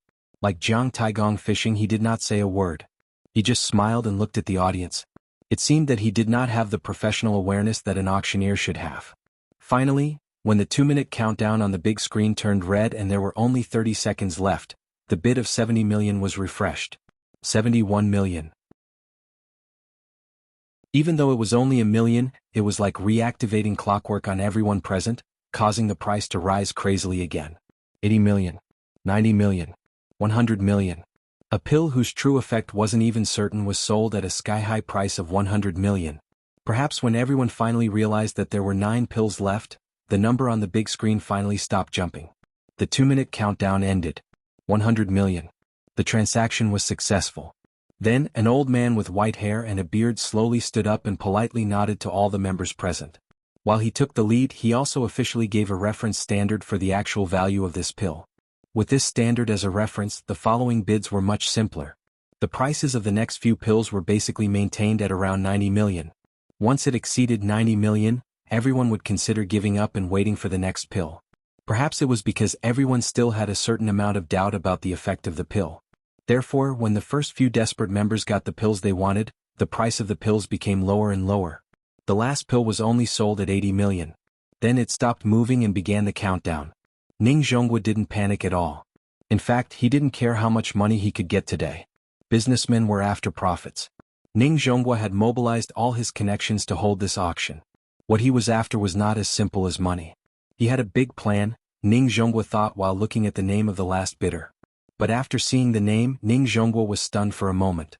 Then he quietly winked at Zhang Jiada, who was below the stage. And he found the figure of the bidder in the crowd. Su Wei, an old friend. He started by smuggling medical equipment. Later, during the craze of state-owned enterprise reform, he used some means to turn a well-run state-owned pharmaceutical company into his private enterprise. Because of this, he completely integrated into the rich circle of Zhonghai. Ning Zhonghua knew Su Wei more than 20 years ago. The two had some small conflicts back then. But with their own development and growth, the small conflicts had long been forgotten, so when they met, they would still smile and greet each other. As for whether or not they were secretly cursing each other, that was another matter altogether. Su Wei had a good relationship with the other founders. In addition, his pharmaceutical business had been growing over the years. Therefore, he was recommended to join the Binjiang Association. In today's auction, Su Wei didn't want to bid because he had always been at odds with Ning Zhonghua. He started in the pharmaceutical industry. Now, Ning Zhonghua casually took out 10 inexplicable pills and they could be sold for a sky-high price of more than 1 billion in cash. How could Su Wei not be jealous? So after hesitating for a while, Su Wei decided to buy one and take it back to the laboratory to study it. He wanted to see if this medicine was really that magical. If it was really as magical as Ning Zhonghua said, he really didn't believe that with their company's research and development level, they couldn't make the exact same pill. Zhang Jiada was an official member. After this period of recovery, he had gradually walked out of the shadow. Therefore, at Ning Zhonghua's request, he came to help him set up the venue. The two were also old friends for many years, not to mention that they had an agreement in advance. So Zhang Jiada didn't hesitate at all and immediately bid 90 million. Looking at the number that suddenly jumped on the big screen, Su Wei couldn't help but be stunned. He had observed for a long time. There were so many people present. Most of them were just here to join in the fun. They were really reluctant to spend 100 million to buy an unknown pill. So except for the few members who were in a hurry at the beginning, those who bid later looked like they could buy it or not. Su Wei originally thought that he could get a bargain, but he didn't expect that he would be bid up in the end. This was the Binjiang auction, not the auction outside. Everyone was a reputable figure, so even if Su Wei knew that Zhang Jiada was very close to Ning Zhonghua, he didn't think that Ning Zhonghua would really let Zhang Jiada be his shill. 95 million. Su Wei gritted his teeth and gave a new offer. But Zhang Jiada didn't even lift his eyelids and immediately followed. 100 million. F***ck. If this time he said that Zhang Jiada was not a shill, Su Wei really didn't believe it. He didn't buy it at the beginning and had to wait until he bid to raise the price. F***ck. Su Wei was now like an arrow on the string, so after hesitating he increased the price again. 110 million. Seeing this, Zhang Jiada immediately glanced at Ning Zhonghua. Ning Zhonghua clenched his right fist and then quietly lowered his index finger. Zhang Jiada understood, so he immediately increased the price by 10 million. 120 million. This time Su Wei was really angry. So after seeing Zhang Jiada's bid, he immediately stood up and didn't even bother to lower the price. He directly shouted, 130 million. This was the rhythm of turning hostile. This was the Binjiang auction. Since Ning Zhonghua dared to do this, Su Wei dared to turn hostile. If Zhang Jiada increased the price again, even if it was 1 yuan, Su Wei would flip the table today. Everyone present was smart. Some of the big shots who knew some of the secrets had long understood that Ning Zhonghua was deliberately tricking Su Wei. Ning Zhonghua wasn't really greedy for that little money. He did this purely to annoy Su Wei. So, a big shot closest to Ning Zhonghua immediately coughed and shook his head slightly. That was enough. And Zhang Jiada already understood Ning Zhonghua's meaning, so he didn't increase the price and let Su Wei win the last pill at 130 million. The auction was over. After Ning Zhonghua glanced at everyone present, he slowly walked down the steps. He didn't even want to avoid arousing suspicion and directly sat next to Zhang Jiada. After the two looked at each other, they suddenly burst into laughter. And Su Wei fiercely stared in Ning Zhonghua's direction. The grudge between them had already grown big. 10 simplified version of the energy cultivation pill that was only fit to be eaten by the big cat as a snack. After Ning Zhonghua changed hands, it actually sold for a sky-high price of close to 1 billion. And as the hidden expert that Ning Zhonghua mentioned, at this moment, Qinshi was standing in the courtyard she had just rented. Looking at the mountain-like pile of medicinal herbs, she smiled slightly. This time he must remember to add honey and sugar. There are too many numbers in this chapter. I'm afraid that you'll say that I'm lame, so I combined it into a chapter of nearly 4,000 words. So today is the third watch. Chapter 76. Since I'm the author, not giving spoilers is the least I can do. That's why it's not convenient for me to tell you too much about the plot. I hope you can look for it yourself. The following is a review I saw on a book. I'll forward it to you and hope it can inspire you. The author has already said in Qidian that there is only one female lead, Qin Ruoying. In the book, Auntie Zhang said that Qin Ruoying left a message: if you come back and I'm not back, don't look for me and don't go to my house because I won't go home. From this, it can be seen that the female lead is not at home, but in a hidden sect. Combined with the female lead's appearance, see Chapter 31. The female lead's pregnancy should have aroused the sect's anger, so the female lead was put under house arrest. In the book, the yellow-dressed girl Hao Qing seemed to be kind enough to reveal the news to the female lead, but she had ulterior motives. After that, the female lead pretended to hate the male lead, and her hatred did not diminish, so as to eliminate the sect's malice towards her daughter and her husband. After the yellow-dressed girl Hao Qing left, the author deliberately described the words creak. The door closed again. It also pointed out the deeper meaning of the female lead's house arrest. After the yellow-dressed girl left, the author wrote, there was no longer any anger on her face, only an unspeakable confusion and sorrow. Suddenly, a crystal-clear tear fell from the corner of her eye. The female lead was confused about why the male lead suddenly appeared after disappearing for 5 years, and where he went before that. She was sorrowful because she hadn't seen her daughter for 4 years, and she didn't know if she would recognize herself when she saw her again. The last tear did express her longing for her daughter and husband. This is also the most debated topic in Qidian's book review section. It's about the female lead not being a mother, leaving her daughter behind and running away. Reading civilly, thinking rationally, the female lead's foreshadowing is a bit deep, but the bookworm should be able to see it easily. In my opinion, the interaction between the father and daughter is not as good as Literary Dad. However, the plot is indeed different from Literary Dad. There are too few chapters in this book, so I can't judge the details of the plot. The two books can't be compared because the style is different. There are many writing techniques such as flashbacks, interludes, foreshadowing, etc. Maybe I don't have enough strength to write that kind of flavor, but I still hope that you can understand what I want to express. To be honest, I really don't want to write some pretentious face-slapping routine, although I have a deep understanding of this. If you are more attentive, you should be able to notice that there is a difference between the way I wrote the first 40 chapters and the last 40 chapters. I'm changing because I don't have my own style and readership like Okami. I want to keep every reader so I can only keep trying. I dug a hole for the female lead and it seemed like everyone was scolding the female lead, to the point where I started to doubt my life. Honestly, I don't think there's anything wrong with the female lead. The big bro above basically pointed out the foreshadowing that I left behind. Although his guess was only 60 to 70% correct, at least he didn't go overboard and make all kinds of random assumptions. He had to be reasonable about everything and he had to speak his mind. What are you talking about? I'm not scolding you, but I really want to ask you to not be such a straight man. Straight man cancer. Some readers may be too young so they don't understand the pain and suffering of a woman who is pregnant for 10 months.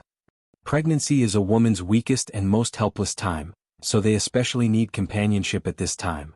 She disappeared for 5 years. When you were scolding the female lead, did you think about how much she sacrificed? As a mother, she left her own child. Do you think she didn't feel pain? Yin is a piece of meat that fell from her body. Do you really think that Qin Ruoying's character is a 17 or 18-year-old girl? If that was the case, didn't she know to get an abortion when Qin left? You are all readers and 10% of you will become my breadwinner in the future, so I can't afford to offend you. I'll do whatever I can to earn money. I'm not stupid, so of course I won't go against money. I've explained the female lead's problem, so it's up to you whether you want to listen or not. This is a serial so I can adjust the plot at any time. When the time comes, I'll selectively adjust the plot according to the data. In addition, this book is Chidian's first release, so your support outside of Chidian is actually useless to me. Chidian is my boss. Of course, as long as you support me, I'll thank you in advance. I'm very happy to see you pirating and scolding each other, so, thank you for your support. I don't dislike pirated readers, so I put up the comments for you to see. I really didn't expect that when most of Chidian's comment section was scolding the female lead, there would be a more fair and objective comment in the pirated comments section. Sigh. This book's reader group, 5117933123.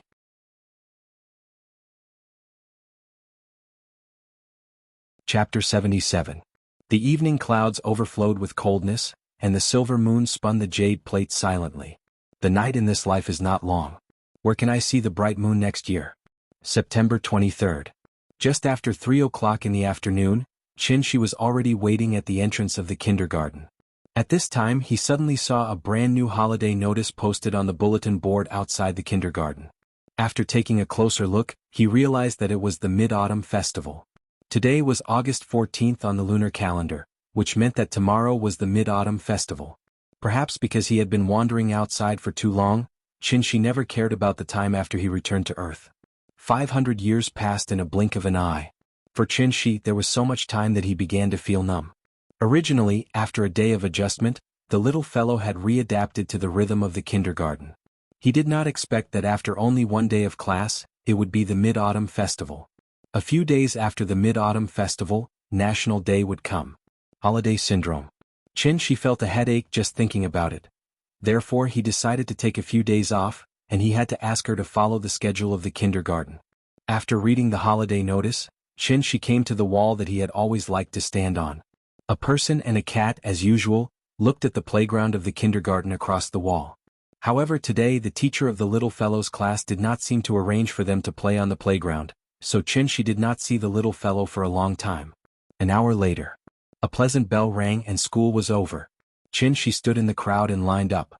As soon as he approached the school gate, he saw that the little fellow had been led by Teacher Wang to the rest area. Teacher Wang. Qin greeted politely, and Teacher Wang immediately took the little fellow's hand and walked over. A father knows his daughter best. Qin looked down at the little fellow and immediately found that something was wrong with her, so he frowned and asked, "Teacher Wang, what's wrong with her?" Teacher Wang smiled and did not have time to answer. At this time, the little fellow broke away from Teacher Wang's hand, trotted to Qin's feet, and then hugged his leg tightly. "Oh, you've been wronged?" Qin rubbed the little girl's head and quickly crouched down to pick her up. The little girl hugged Qin's neck and buried her face deep into Qin's shoulder. Qin gently patted the little girl's back and looked at Mr. Wang.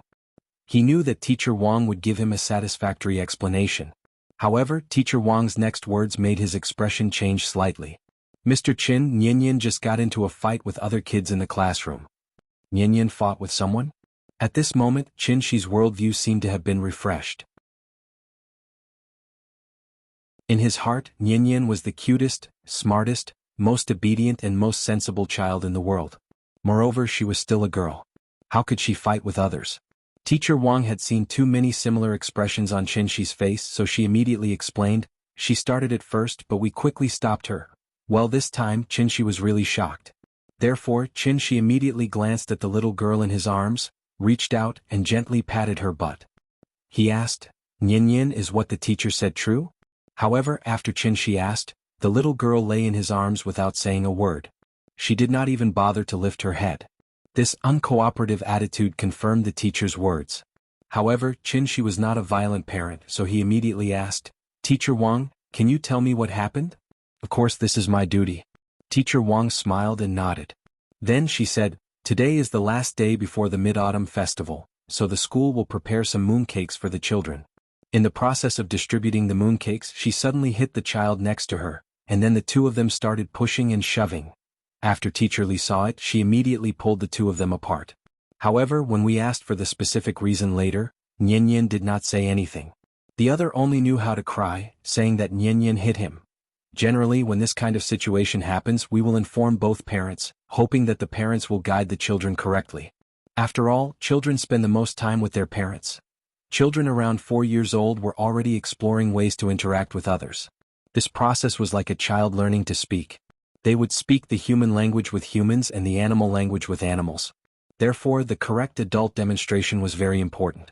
When a child knew right and wrong, it was possible to develop the ability to deal with problems and self-control in social conflicts. For children born in a normal environment and upbringing, physical contact and conflicts before the age of 6 were not malicious fights, but to express their emotions at the time. Therefore, when a child used physical contact to express their dissatisfaction, the adult needed to intervene as early as possible to guide them. Although Teacher Wang's words were a little tactful, Qinshi still understood. Therefore, he could only smile awkwardly. We did not find out the specific reason for the fight, so I hope that you can have a good chat with your child when you get home. Perhaps she was afraid that Qinshi would indiscriminately hit the child when he got home, so Teacher Wang quickly added, Nian is a good child. I believe that she must have been wronged, so she impulsively used such an inappropriate way to vent her dissatisfaction. After saying that, Teacher Wang gently touched the back of the little girl's head. Then she said to the little girl earnestly, Nian, your father is here. If you have any grievances, you can tell your father, but you must remember that you are not allowed to hit anyone in the future, okay? The little girl did not respond. Qinshi shook his arm and said in a low voice, Teacher Wang is talking to you. Be good, be polite. The little girl still did not raise her head, but she lay in Qinshi's arms and reluctantly made a sound, indicating that she heard it. I'm sorry, Teacher Wang. I will talk to her when I get home. It's okay. It's normal for a child to have been wronged. You can have a good chat with her when you get home, but remember, you must not hit her. I know. Thank you, Teacher Wang. Qinshi nodded and was very grateful to Teacher Wang. Before leaving, the little girl was still hiding in Qinshi's arms, not even willing to say goodbye to the teacher. Qinshi had no choice but to carry her on the way home. After walking for a long distance, Qinshi stopped. He squatted on the ground and slowly put the little girl down from his arms. Then Qinshi pinched the little girl's chubby little face and said with a smile, Okay, now can you tell Daddy what happened? Thank you to the owner of The Wind Blows Down for the 10,000 reward.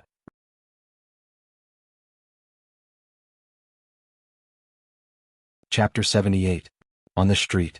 The father and daughter stood on the sidewalk and looked at each other. This place was very remote. Even though it was located in Jianghu, which was one of the top cities in the country, it was still a mixture of urban and rural areas. On one side was an elevator apartment that was under construction, on the other side was an old building that had been built for a long time.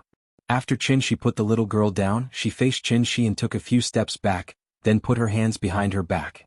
Seeing this, Qinshi wanted to pull her into his arms. But at this time, the little girl took a step back as if she didn't want Qinshi to hug her. Qinshi looked at the little girl's expression seriously, but found that her expression was a bit strange. She looked like she had been wronged, but she didn't look like she was going to cry. Instead, she pouted and looked very stubborn. 4-year-old children's language skills were not fully developed, so sometimes they could only vent their emotions by throwing a tantrum, rolling around, crying, and other behaviors. Like parents like children. Aunt Zhang had set a good example for Nian, so Qinshi firmly believed that Nian would not hit others for no reason. Nian, good girl, did you feel wronged? Tell daddy, daddy will redress your grievances. She pulled the little girl again, this time she still wanted to dodge.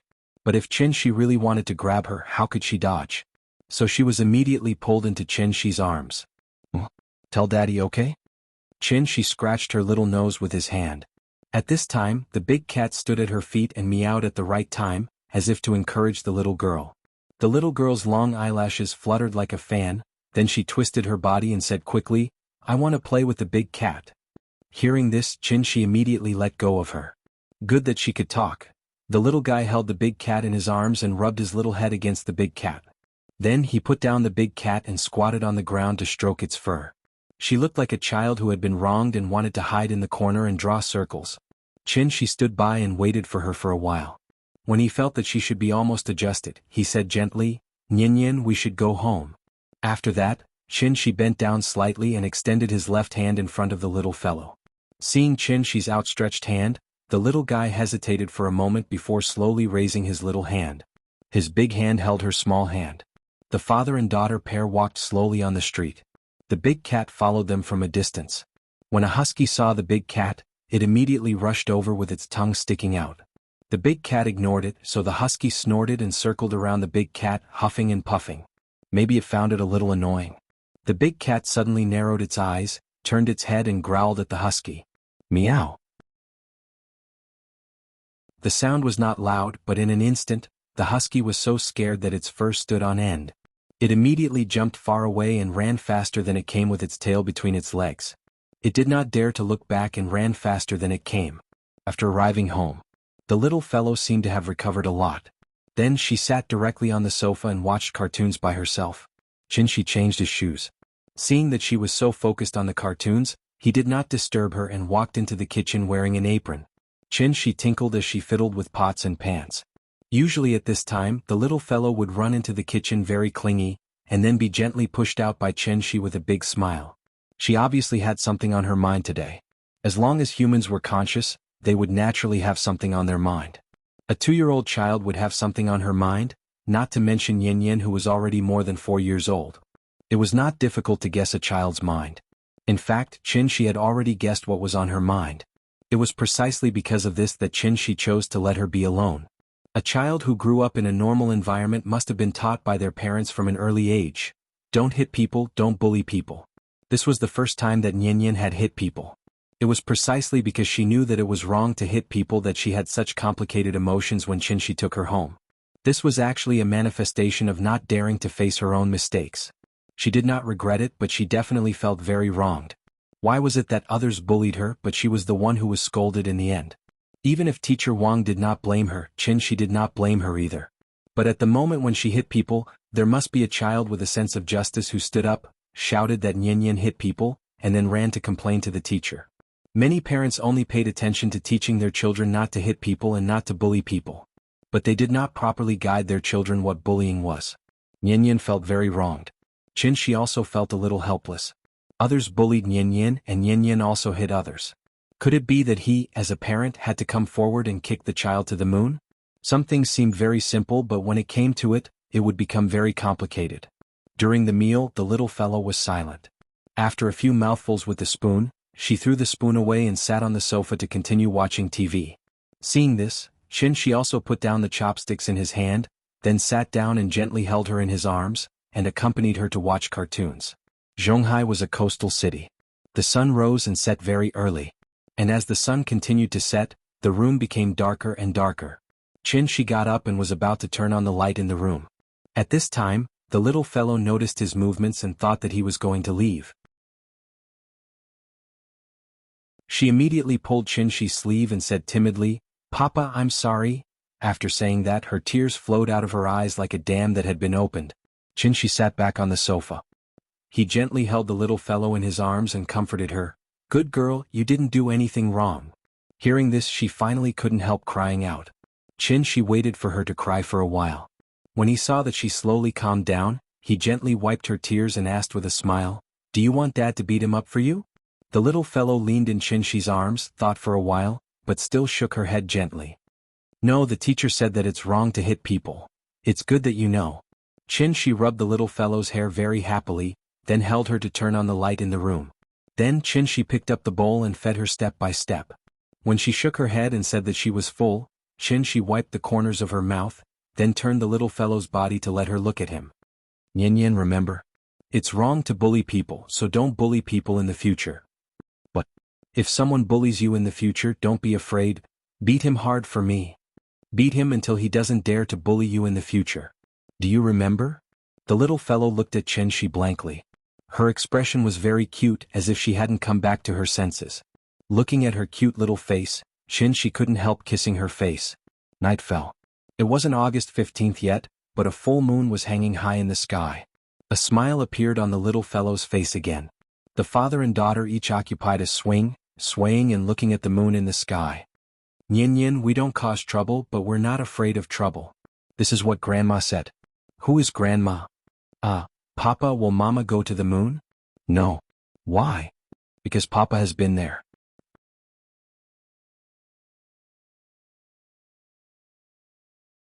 Chapter 79. The next morning. Qinshi's phone suddenly rang. It was a text message notification. Not many people knew his phone number, so his phone was idle all day long. Could it be a message from Auntie Zhang? Qinshi thought as she picked up her phone. However, when he picked up his phone and read the content, he froze. Your savings card account ending with 1517 received 100,000,000 yuan at 10:29 on September 24th. Your current balance is 106,278,486. 00 yuan. 10 million? 100 million? Without thinking, Qinshi suddenly understood where the money came from. Therefore he couldn't help but feel a little emotional. It turned out that money was just a series of numbers for rich people.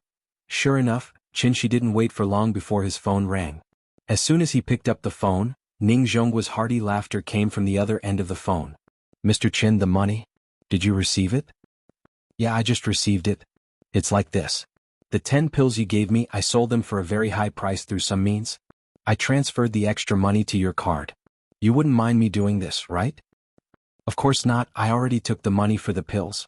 Even if you sold them for 1,000 times the price, that's your ability. It has nothing to do with me. I'm glad you understand. Ning Zhongguo laughed and paused for a second. He then suddenly said, today is the Mid-Autumn Festival. It's an old custom in our country to visit relatives and friends during the festival, so I bought some mooncakes and wanted to bring them to you. Do you think it's convenient? When Qinshi heard this, he couldn't help but laugh at Ning Zhongguo's words. The more he interacted with Ning Zhongguo, the more he saw Ning Zhongguo's businessman nature. It was a source of power that had been completely integrated into his blood, driving him to move in a direction that was profitable. In fact, there was no distinction between good and bad in a businessman's nature of seeking profit. There was only a distinction between good and bad methods. For example, the method that Ning Zhongguo was using now, Qinshi thought it was a very good method. This also allowed Ning Zhongguo to gain Qinshi's approval. Thinking of this, Qinshi nodded and said, okay, come, I'll wait for you at home. Hearing this, Ning Zhongguo suddenly laughed and said without any awkwardness, I'm already at the entrance of your neighborhood. Qinshi shook his head with a smile. He was truly speechless at old Ning's eagerness. Alright, wait for me. I'll come and get you. After hanging up the phone, Qinshi touched the little fellow's head and said, Daddy will be out for 2 minutes and will be back soon. You just sit here and don't run around, okay? Yes. The little fellow was busy watching the wonderful cartoon at 10:30 p.m. She didn't even turn her head. She just nodded and agreed.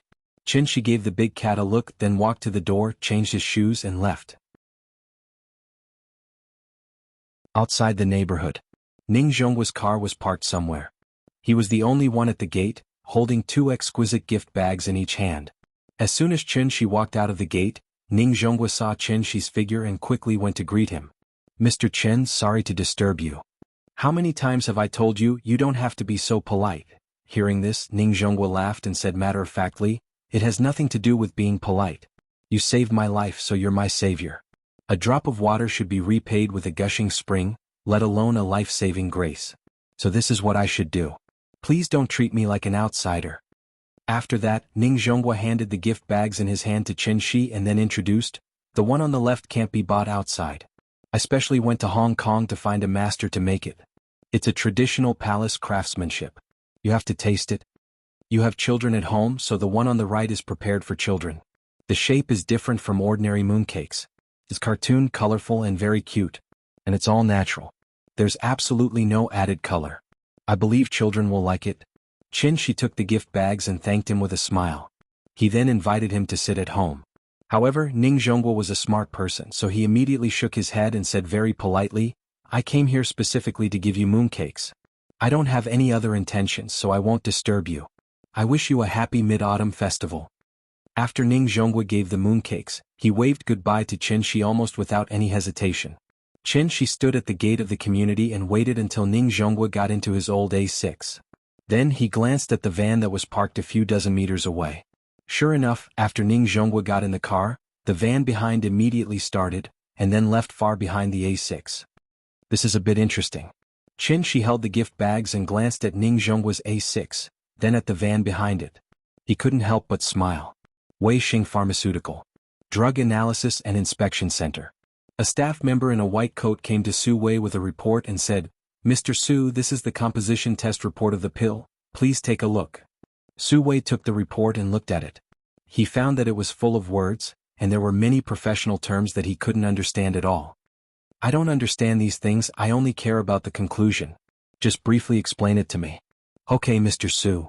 The staff member nodded, then simply explained in words that Su Wei could understand. After our detailed analysis and inspection, we learned that this pill is actually a simple Chinese medicine pill. The specific composition test report has been listed in detail.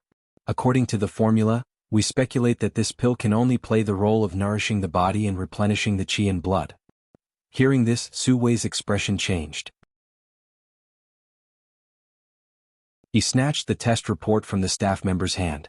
After carefully reading the test results below, his expression became somewhat uncertain. The day before yesterday, after buying this pill at a sky-high price of 130 million, Su Wei immediately sent the pill to the Drug Analysis and Inspection Center. After the Drug Analysis and Inspection Center finished the test, Su Wei gave the pill to an old employee who had been suffering from diabetes for a long time. It had only been a day since the old employee had taken the pill. Today, when the staff did a full-body examination for him, they found that his fasting blood sugar level was lower than 6.5 millimoles per liter, almost returning to the level of a normal person. In particular, this pill was really as magical as Ning Zhongguo said.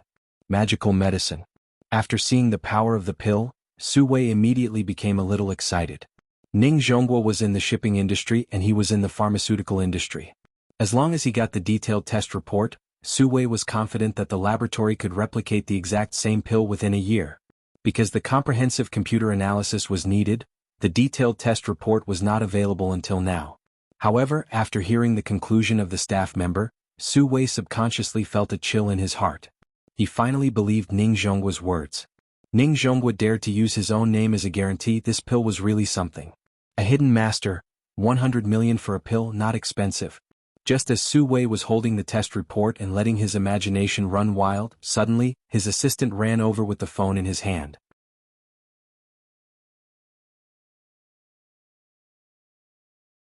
Chapter 80. Qin Shi returned home with the mooncakes in his hand. The little fellow was still sitting on the sofa watching cartoons obediently. From time to time she would be amused by the plots in the cartoons. Big Cat also liked watching cartoons recently. This fellow was very clever, but it was probably because it had stayed in the mountains for a long time and had not seen much of the world. Therefore, when the little guy was watching cartoons, it usually did not run around. Instead, it obediently lay beside the little guy and watched with the little guy. When he saw something happy, Big Cat would even rub his body against the little fellow. He was really becoming more and more like a cat. When Qin Shi came back, the gift bag in his hand immediately attracted the little fellow's attention. She didn't even watch the cartoon. She jumped off the sofa and ran over. Papa, what did you buy? As she spoke, she reached out to grab the gift bag. Seeing this, Qin Shi handed her the gift bag on the left. This gift bag was not heavy, but it was a little big.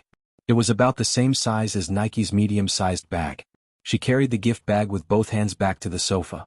After throwing the gift bag on the sofa with some effort, she climbed onto the sofa and then knelt down to open the gift bag. After opening it, she took out a box from inside. The box was very beautiful. There were some cartoon characters printed on it. It looked very exquisite. The little fellow was immediately attracted.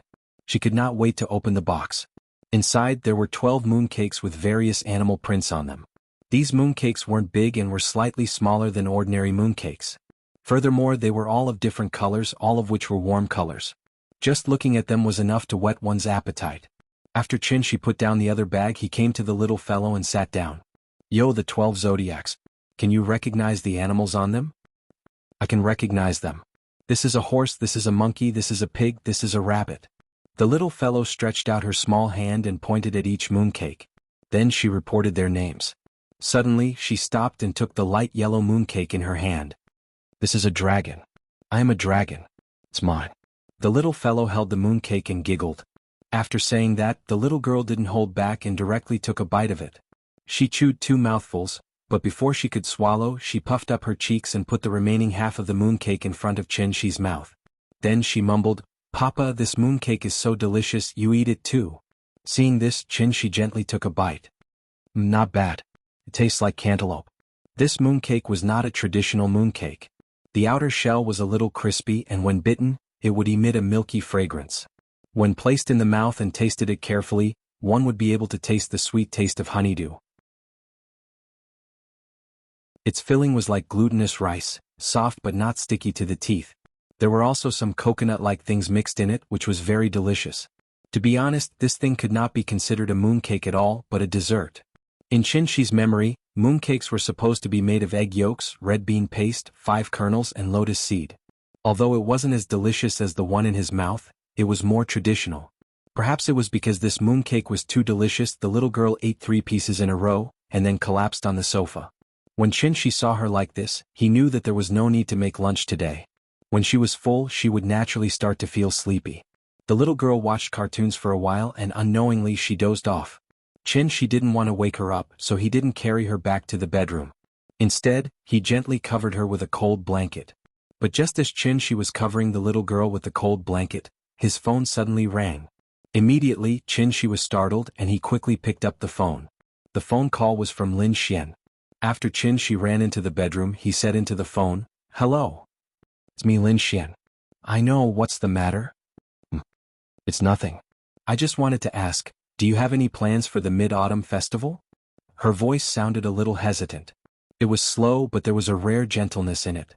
Qin thought for a moment, but he pretended to answer casually, "It's nothing. I just let her play too much a few days ago, so I'm going to tutor her at home for the next 2 days to adjust her. Otherwise, she'll cry for half a day when she goes to school." There was a moment of silence on the other end of the phone. Then Lin Xian's voice became a little lighter. "Oh, then it's nothing. I wanted to ask you guys out for an outing. It seems like I can't. Then I'll ask someone else out. That's all. Happy festival. Happy festival." After dinner, the little girl watched cartoons for a while. When the moon rose, Qin took her to the courtyard again. Children couldn't watch too much television, so it was a good choice to take her out to admire the moon. So, the father and daughter sat on the swing like yesterday and admired the moon. Perhaps it was because she was in a good mood today, the little girl chewed on a mooncake while shouting for Qin to tell her a story. Seeing this, Qin told her the story of Chang'e flying to the moon. There were many stories about Chang'e, but the most popular one was that Chang'e was forced to swallow a medicine and became an immortal. She was trapped in the moon palace. According to the legend, when the descendant shot down the sun, the Queen Mother of the West gave him a medicine of immortality. The descendant gave the medicine to Chang'e for safekeeping. One day the descendant's disciple, Feng Meng, took advantage of the descendant's absence and forced Chang'e to hand over the medicine of immortality. Chang'e refused and Feng Meng threatened her life. In desperation, Chang'e had no choice but to swallow the medicine of immortality. The medicine of immortality was an immortal medicine, so Chang'e immediately became an immortal. She floated off the ground and flew towards the sky. This medicine was originally given to the descendant by the Queen Mother of the West. Although Chang'e became an immortal after eating the medicine of immortality, she couldn't be listed as an immortal. So she could only be trapped in the cold moon palace, never to see the descendant again. The little girl was young, but she seemed to understand the pain of yearning between a man and a woman. After hearing Qin's story, her little face scrunched up, and she kept muttering to herself, "Big sister Chang'e is so pitiful." Seeing this, Qin could only gently rub her little head. Actually, there was another version of the story of Chang'e flying to the moon. That was the version of Chang'e abandoning her husband and swallowing everything for herself. Because Chang'e didn't know that this medicine was only effective for the descendant, after swallowing it, she discovered that she was forever trapped in the Moon Palace. This was also a punishment given to her by the Queen Mother of the West. Of course, this version of the legend was a bit dark, so Qinshi didn't tell the little girl. The father and daughter pair swayed leisurely on the swing and admired the moon. Meanwhile, in the distance, in a small courtyard, a white-robed woman walked out of the pavilion and looked up at the full moon in the sky. She was dressed in a pure white dress, and under the bright moonlight she was like a piece of white jade shining brightly. The moonlight was like water, but it was also bone-chilling. Who could understand Chang'e's suffering? 10 frosty shadows turned the courtyard tree. This evening bound people to a corner. Not necessarily. Chang'e was without sorrow and hatred. The jade toad was cold and the osmanthus was lonely. Asterisk asterisk asterisk asterisk asterisk asterisk asterisk asterisk asterisk asterisk chapter 76. Someone asked the use of the poem at the beginning, saying, "I am water." Now let me explain. That poem corresponds to this one. Both poems are called Mid-Autumn Moon. One is by Su Shi, and the other is by Yan Shu. Both poems have metaphors. Putting aside the metaphors, these two poems perfectly fit the theme of this book.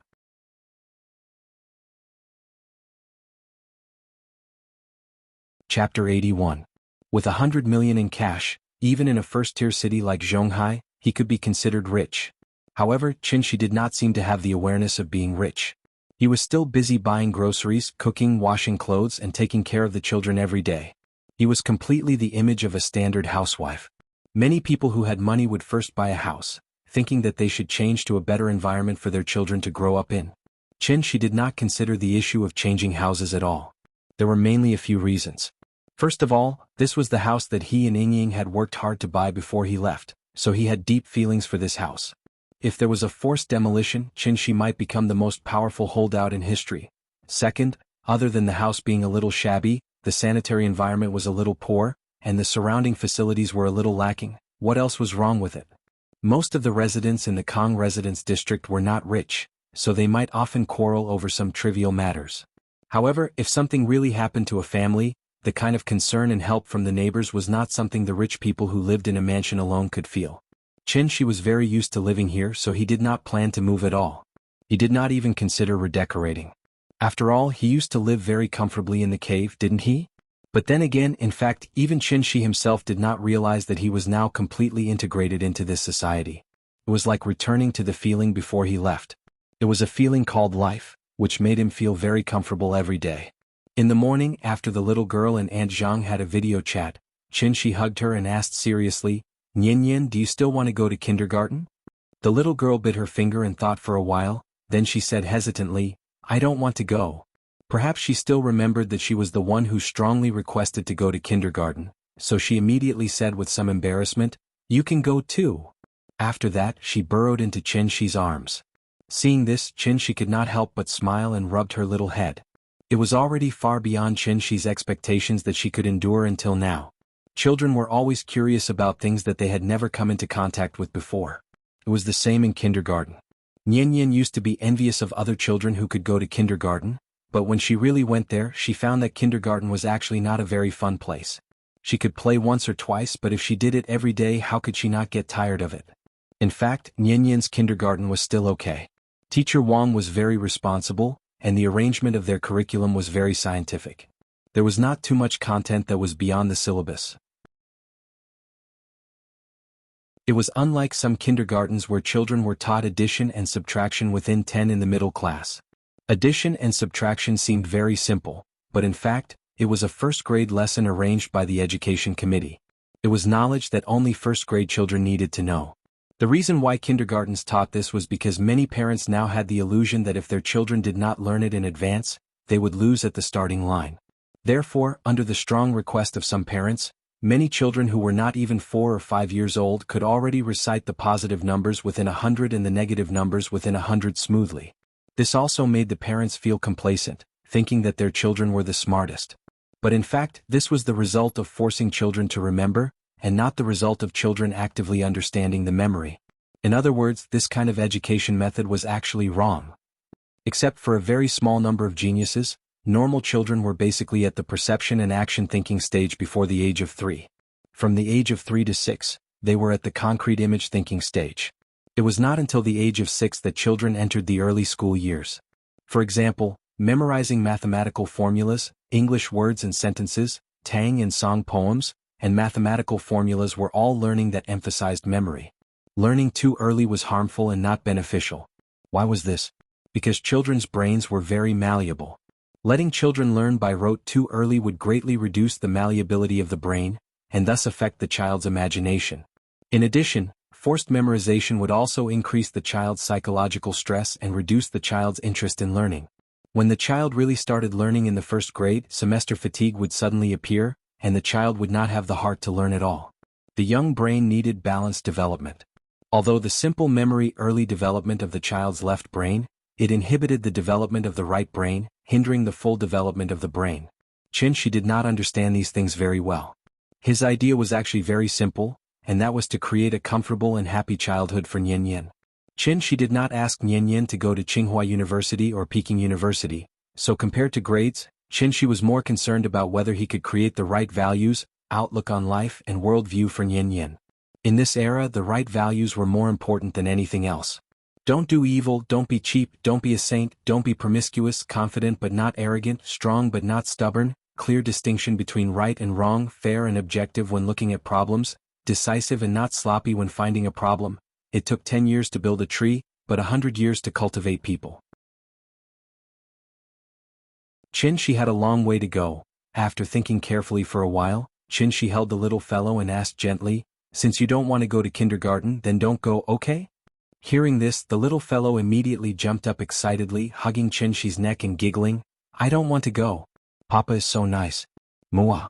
She was now more and more clingy to Qin, and of course she did not want to be separated from Qin. After laughing for a while, the little fellow suddenly tilted her head and thought for a while, then pouted and asked, "But the teacher said that adults have to go to work and children have to go to school. If I don't go to kindergarten, then what should I do?" Qin gently pinched her little nose, then said with a smile, "You're still young. You just need to eat more and grow up quickly. Children can do what they like, so I won't force you. Since you like to play so much, I'll take you to Shangjing, okay?" Where's Shangjing? Shangjing is the capital of our country. There are the Forbidden City, Tiananmen Square, and the Great Wall there. Do you want to see it? Hearing this, the little fellow was immediately interested in Qin. She stood on Qin's legs and jumped up and down. "I want to go. Yes, I want to see the Great Wall." She did not know about the Forbidden City and Tiananmen Square, but she had seen the Great Wall in children's picture books since she was a child, so she was immediately interested. "Then we'll set off tomorrow. When it's National Day, I can take you to Shangjing to see the military parade." Okay. Every festive season he missed his family. Perhaps he was infected by the festive atmosphere. Qin suddenly missed his family very much. Nian and Yingying were his only family in this world. Yingying went to Shangjing 3 years ago, and since then there had been no news of her. After this period of time, the little fellow had gradually adapted to the days when Aunt Zhang was not around. As long as her father was around, she would not be afraid of anything unfamiliar. It was precisely because of this that after careful consideration, Qin finally made the decision. It was time to take the little fellow on a journey to find Yingying. A child could not live without a mother. And he could not live without a wife. Shangjing. We're coming. Thank you, Lulu Dai July, for your great reward. Thank you, Would you use 001 for the 10,000 coin reward? Thank you to A Leaf of Red Maple from Newly Transformed Crow Cave for your great reward. I'll check this chapter from time to time. Some readers may have scolded me before, but they have high resistance to drugs, so they still read until now. So, I have to apologize to you, because as long as it's a bad review, I'll delete the post and permanently ban it. But I only know how to ban it and I don't know how to unban it.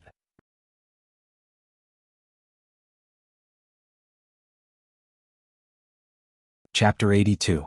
To be honest, the real reason why Qin wanted to go to Shangjing so quickly was, he had money. After all, Shangjing was the capital of a country, and the cost of living there was not low. A few years ago it was very popular to move to the north. Many outsiders with dreams came for the first time. At first, they did not even have a stable income and could not afford the rent, so they could only live in extremely bad conditions in the basement. That kind of life was very bitter just thinking about it. Qin was not afraid of hunger or cold. He was completely a humanoid mecha, and the kind that did not consume electricity. If it were not for the little girl, he would have gone straight to Shangjing the moment he received the news about Yingying. It was not easy being a father, and he was afraid that his child would be wronged. So no matter how much he longed for it, he could only take good care of his child first. Now that he had money, Qinshi could finally fulfill his ambitions. He took Ninian to eat and play along and slowly walked and looked for her. He treated it as a vacation. Ying last appeared in Shangjing, and it had been 3 years since then.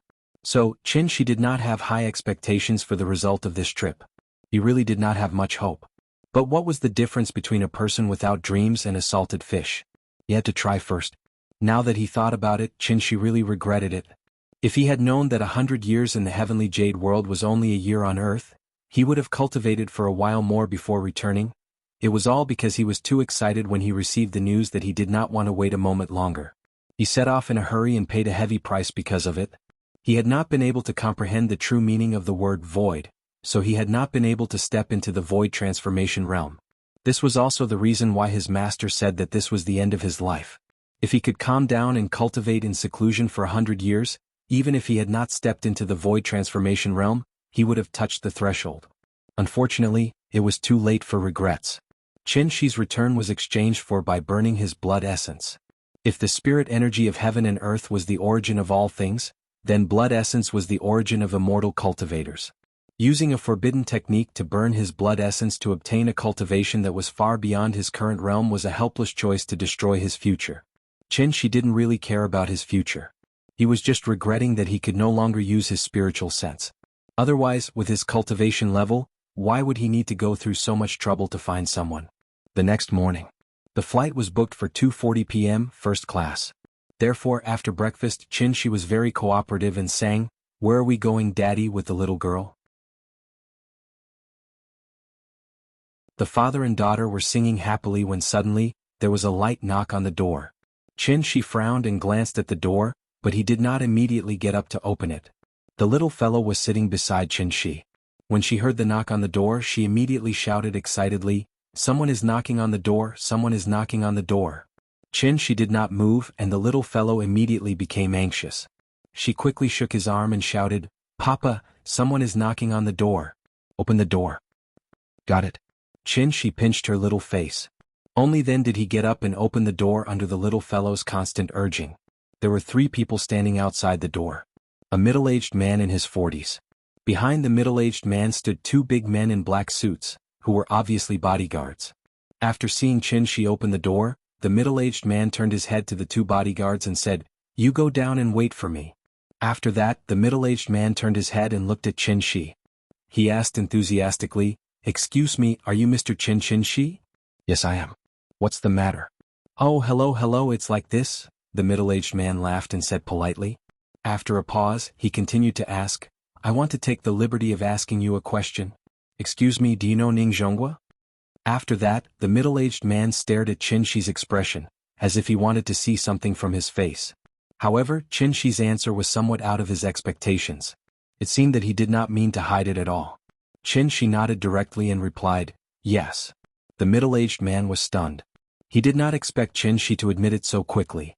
However, he was also experienced, so he immediately laughed and said, "That's great. Hello, Mr. Qin, my name is Su Wei. I've been friends with Ning Zhonghua for many years." After that, Su Wei laughed and extended his right hand to Qinshi. Out of politeness, Qinshi shook his hand. Su Wei saw that Qinshi's attitude towards him was quite friendly, so he looked around. After confirming that there was no one else around, he said mysteriously, "Mr. Qin, I have something to talk to you about. I wonder if you're free now?" After that, Su Wei glanced behind Qinshi, hinting that he wanted to enter the house. However, Qinshi had no intention of letting him in. He said directly, "The family next door went out for the Mid-Autumn Festival yesterday. If you have anything to say it here." Listening to his tone, he seemed to be a little impatient. Seeing this, Su Wei could only look around again and said in a low voice, "I'm here this time mainly to talk to you about the pill, so it might be a bit inconvenient to talk here." Hearing this, Qinshi suddenly laughed. After he looked at Su Wei from head to toe, he looked at Su Wei and said, "You're very good. Yesterday Ning Zhonghua just delivered the mooncakes and today Su Wei came looking for him." It had to be said that Su Wei was really good at finding people and analyzing information. As a businessman, Su Wei was obviously a successful businessman. Su Wei smiled politely. Just as he was about to say something, Qinshi continued, "This pill is for sale to anyone. I can sell it to you for 10 million per pill. However, you still need to help me find someone, how about that? Su Wei was a little confused. He felt like this young man in front of him was a bit too direct. He was so honest that he began to wonder if this person was a liar. Qinshi was a secret weapon for Ning Zhonghua. So except for Zhang Jiada, Ning Zhonghua never mentioned Qinshi to anyone. But unfortunately, Ning Zhonghua was just a businessman after all, not a senior government official. So he couldn't hide a secret at all. Therefore, Su Wei easily learned about the existence of Qinshi from the driver. Although the price was a bit high, everything was worth it.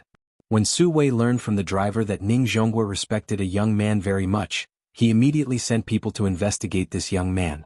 Although he was still a little uncertain whether the pill in Ning Zhonghua's hand was obtained from this young man. But there was no doubt that this young man was definitely not simple. Therefore, Su Wei immediately came to visit. What he didn't expect was that this young man actually admitted it directly and even made his request directly. Qinshi waited for a while. Seeing that Su Wei didn't immediately answer after listening to his request, he frowned and asked, "Is there a problem?" Su Wei just hesitated out of caution. Seeing that Qinshi was urging him, he immediately nodded and said, "No problem." What a joke, that pill in Ning Zhonghua's hand was sold for 100 million. But Su Wei also knew that 100 million for one pill was the price Ning Zhonghua got through the auction. Once the second batch of pills came out, everyone would understand that this pill could be mass-produced. Naturally, it wouldn't be sold at such a high price. Su Wei thought that although it couldn't be sold for 100 million, 30 to 50 million shouldn't be a big problem, right? This was a good deal. Seeing that Su Wei agreed, Qinshi nodded and then shouted into the house, "Big Cat, help me get the small white bottle on the table." Then in front of Su Wei's stunned expression, Qinshi slowly took the small bottle from the big cat's mouth and handed it to Su Wei. 10 pills, 100 million, when will it be paid? Old Tai, you rewarded me with 100,000 coins for 20 chapters? Rich. Unfortunately, I can't eat it, unless I kill Zhao Yuan's entire family to get enough.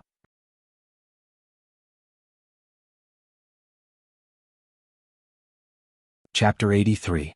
After Su Wei left Kangju community and got into his car, he still felt like he was living in a dream. It was too smooth, it was so smooth that he couldn't help but wonder if he had been tricked. That Mr. Qin didn't look like a hidden expert at all. Instead, he looked more like the owner of a small store on the ground floor of the community. He smoked all day, sat in front of the cashier with his legs crossed and watched TV. He didn't care when customers came, and when the customers finished choosing, he would naturally take the initiative to put the money on the cashier. All he had to do was count the money. "Mr. Su, where are we going?" The driver's voice awakened Su Wei from his chaotic thoughts.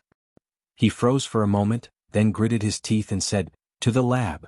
Although it was almost impossible for Ning Zhonghua to predict that he would set a trap for him here, Su Wei was still a little worried, so he was going to let the lab test the ingredients of this pill again to make sure that the 10 pills in his hand were exactly the same as the previous ones. Su Wei didn't dare to let his employees test the pills again. After all, this pill was too expensive. Su Wei didn't know Qinshi as well as Ning Zhonghua, so it was normal for him to have some doubts. But in fact, in Qinshi's eyes, this pill was only fit to be a snack for the big cat. The energy pill was mainly used to improve a person's physique and heal chronic diseases in the human body, so the effect was very obvious for the first time. The reason Qinshi didn't refine a higher level pill was mainly because the little girl was too young. Qinshi still wanted her to have a normal childhood. Otherwise, the little girl would become a human-shaped Tyrannosaurus if she ate a higher-level pill. How could she play with other children then? Before he could scare others, the little girl would already think of him as an alien. After lunch, Qinshi looked at the time and thought that it was about time to leave, so he put a note on the door. "I'm going somewhere far away." But this time he didn't write down when he would be home, but left his phone number. After all, he didn't know how long he would stay in Shangjing, so it was safer to leave his number. This trip was still as light and simple as last time. Qinshi didn't bring any luggage. He planned to buy new clothes for the little fellow when they arrived in Shangjing. They arrived at the airport. Perhaps the painful experience last time had left a shadow in the big cat's heart, so it was unwilling to get down from the little guy's arms. Seeing this, Qinshi could only glare at it fiercely. Qinshi's eyes were very lethal, so Big Cat immediately cowered. Thus, it had no choice but to obediently jump down from the little fellow's arms and leap out like a black shadow. Even though both Shangjing and Zhonghai were international first-tier cities, there was still a clear difference between them. As the saying goes, Shangjing is noble, Zhonghai is foreign. Zhonghai had only been open for about 160 years, but Shangjing was an ancient city with a history of over 3,000 years. Therefore, Zhonghai was still too young compared to Shangjing. Shangjing was an inland city and there were many industries, so the smog was very serious. However, Qinshi chose a good day because it was almost National Day, so the factories near Shangjing began to arrange to stop work, ready to give the city a chance to breathe. This also allowed the father and daughter, who had just arrived in Shangjing, to see the blue sky and white clouds. The autumn air was refreshing and the hall was full of ginkgo trees. After getting off the plane, Qinshi carried the little fellow in a taxi and went straight to the hotel. Shangjing received more than 200 million tourists a year. It was a very developed tourism city, and now it was the Mid-Autumn Festival, so Qinshi searched for a long time before he found a 5-star hotel with empty rooms near the Summer Palace. The hotel was called Pear Garden, and the architectural style leaned towards the ancient Chinese style. As soon as the father and daughter walked into the hotel, it was as if they had arrived at an ancient palace. There were pavilions, corridors, cornices and arches everywhere. It really had a special charm. The little fellow had been in Zhonghai for a long time, and suddenly came to a place full of cultural heritage, and was deeply attracted in an instant. The cost of living in Shangjing was much higher than in Amei, so the same high-end villa suite, the same single-family courtyard, the price of the Pear Garden was as high as 18,000 yuan. There was no hot spring in this courtyard, so the little fellow pouted and was very unhappy. But when she walked into the room and came to the master bedroom, she immediately became excited, and jumped onto the bed and then happily rolled on the bed. It was a frame bed with a moon cave door, and there were red sandalwood dragons on the 4 pillars. In addition, the size of the bed was obviously much larger than an ordinary bed, so it looked a bit like the bed of an emperor. The little fellow seemed to like this smell, so she was unwilling to get up from the bed. Perhaps the flight was tiring. The little fellow lay down for a while and actually fell asleep just like that. Seeing her comfortable appearance, the big cat also jumped onto the bed, and then curled up next to the little fellow to take a nap. Qinshi glanced at the little fellow, and then gently covered the little fellow with the quilt. He silently sat at the end of the bed, quietly looking at the little fellow's sleeping face. After an unknown amount of time, the sun had already set, and the little fellow slowly woke up. She sleepily rubbed her eyes, and then seemed to be frightened by the dim room, and quickly sat up with her hands supporting her. When she saw Qinshi sitting next to her, she pouted and said, "Papa, I'm hungry." Hearing this, Qinshi immediately smiled and hugged her in his arms. After washing her in the bathroom, he took the little fellow to the Pear Garden restaurant. Because of the special status of Shangjing, Shangjing cuisine could be said to be a collection of national culinary skills. Not only could they make the incomparably extravagant Manchu Han Imperial Feast, but they could also make delicious and inexpensive folk snacks. Shangjing roast duck was the model of Shangjing cuisine. With its bright red color, tender meat, mellow taste and fatty but not greasy characteristics, it was known as the world's most delicious dish. The little fellow held a drumstick in each hand, and chewed until her mouth was full of oil. The big cat looked at the little fellow's intoxicated eating manner, and immediately its appetite was aroused. It eagerly squatted on the chair next to him, and its saliva almost flowed out. But Qinshi was busy taking care of the little fellow, and did not have time to pay attention to it, so the big cat hesitated for a moment, and under the incomparably surprised gaze of the waiter, it jumped onto the table by itself, and began to gnaw on a chicken wing. This family was really strange, daring to have a pet with a child and even allowing pets to be at the table. After dinner it was almost 8 o'clock in the evening, so Qinshi could not take the little fellow to the summer palace. Back in the courtyard, Qinshi sat on the rocking chair with the little fellow in his arms. Qinshi did not tell the little fellow the purpose of this trip. In fact, he was afraid that after he said it, the little fellow would have expectations.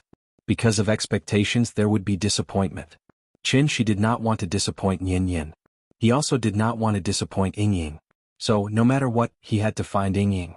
Even if he had to turn Sijio City upside down, thank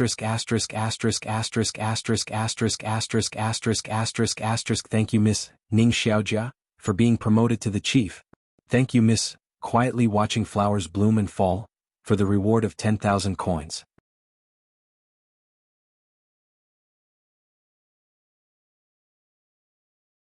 Chapter 84. Shangjing used to be called Sijio City. In ancient times, Shangjing City was divided into the Outer City, Inner City, Imperial City and Forbidden City. What was Sijio City?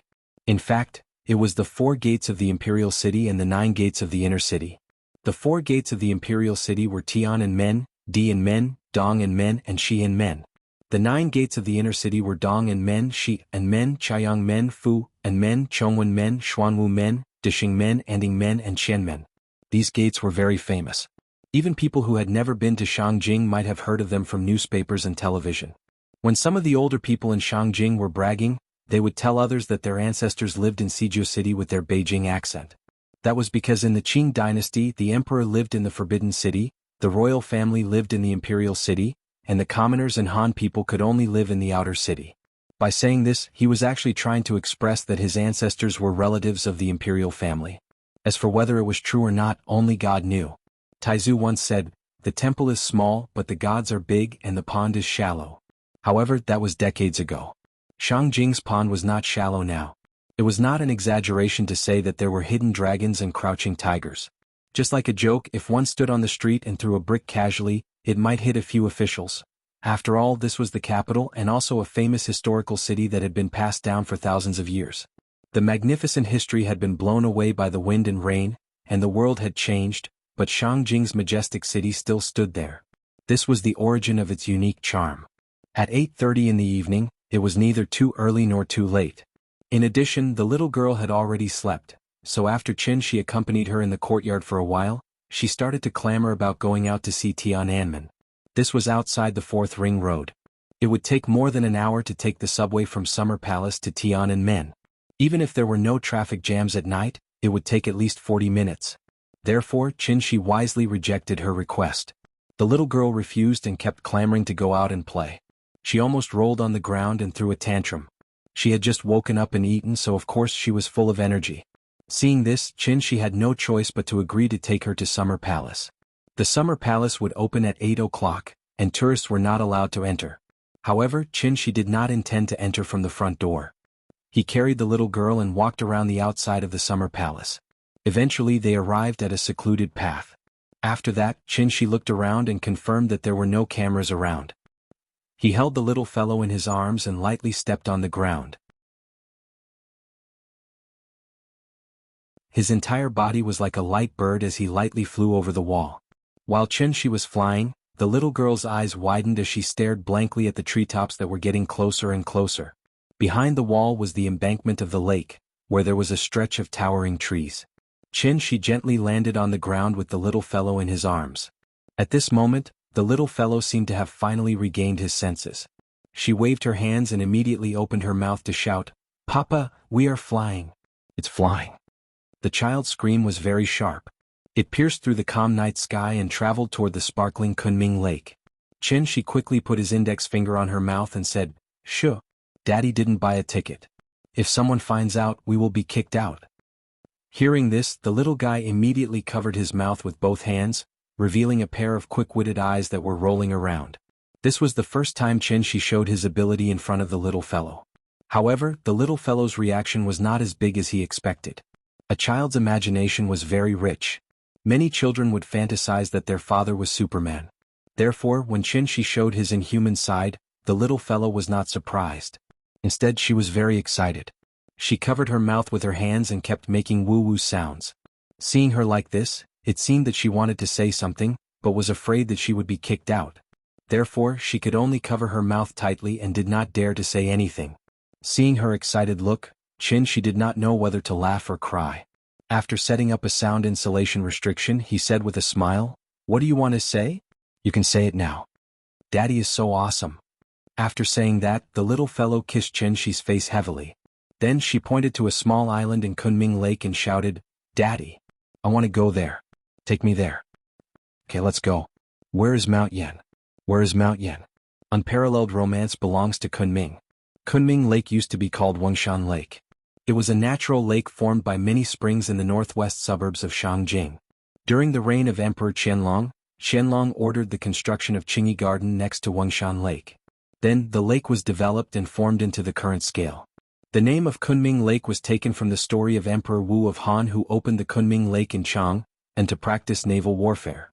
In 1860, Qingyi Garden was burned down by the British and French army. In 1888, Cixi ordered the reconstruction and renamed Summer Palace. Unfortunately, in 1900, Summer Palace was destroyed by the 8-power army. It was really a fate full of misfortunes. The area of Kunming Lake was about 3/4 of the total area of Summer Palace. Qin had already looked at the map before coming, so he was very clear about where he was now. There were 3 small islands in Summer Palace.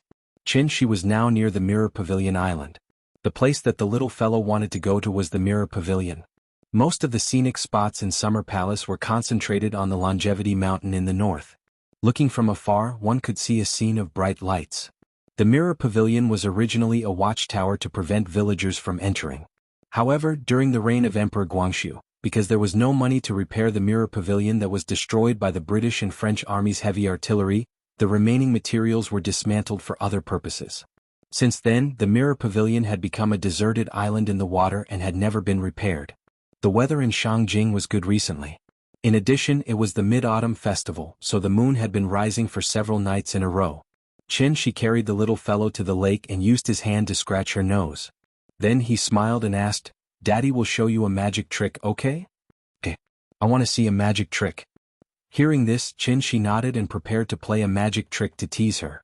But then Qin seemed to have thought of something and hurriedly said to the little fellow seriously, "This is a magic trick. If you want to learn, Daddy can teach you in the future. But before you learn it, don't do what I do. It's very dangerous, do you understand?" Hearing this, the little fellow immediately nodded in agreement like a chick pecking at rice. "I know I won't learn it secretly. I'll only learn if Daddy teaches me. Good girl." Qin gently patted the little fellow's head. Then, under the little fellow's slightly dazed gaze, he slowly stepped on the water. People can walk on water? Everything that was happening in front of her was clearly beyond the scope of the little fellow's understanding. So she immediately opened her mouth and said, "Daddy?" But as soon as she shouted, the little fellow reacted. Then she quickly covered her mouth with her hand and let Qin take her slowly to the deserted island. It was not until Qin walked a distance that the little fellow seemed to finally come to her senses. She did not feel afraid. Instead, she curiously rested her chin on Qin's shoulder and looked at Qin's heels. She saw that every time Qin took a step, there would be a circle of faint ripples on the surface of the lake. The night breeze blew by Kunming Lake, and the moonlight shone on the surface of the lake, making it sparkling. Qin held the little fellow.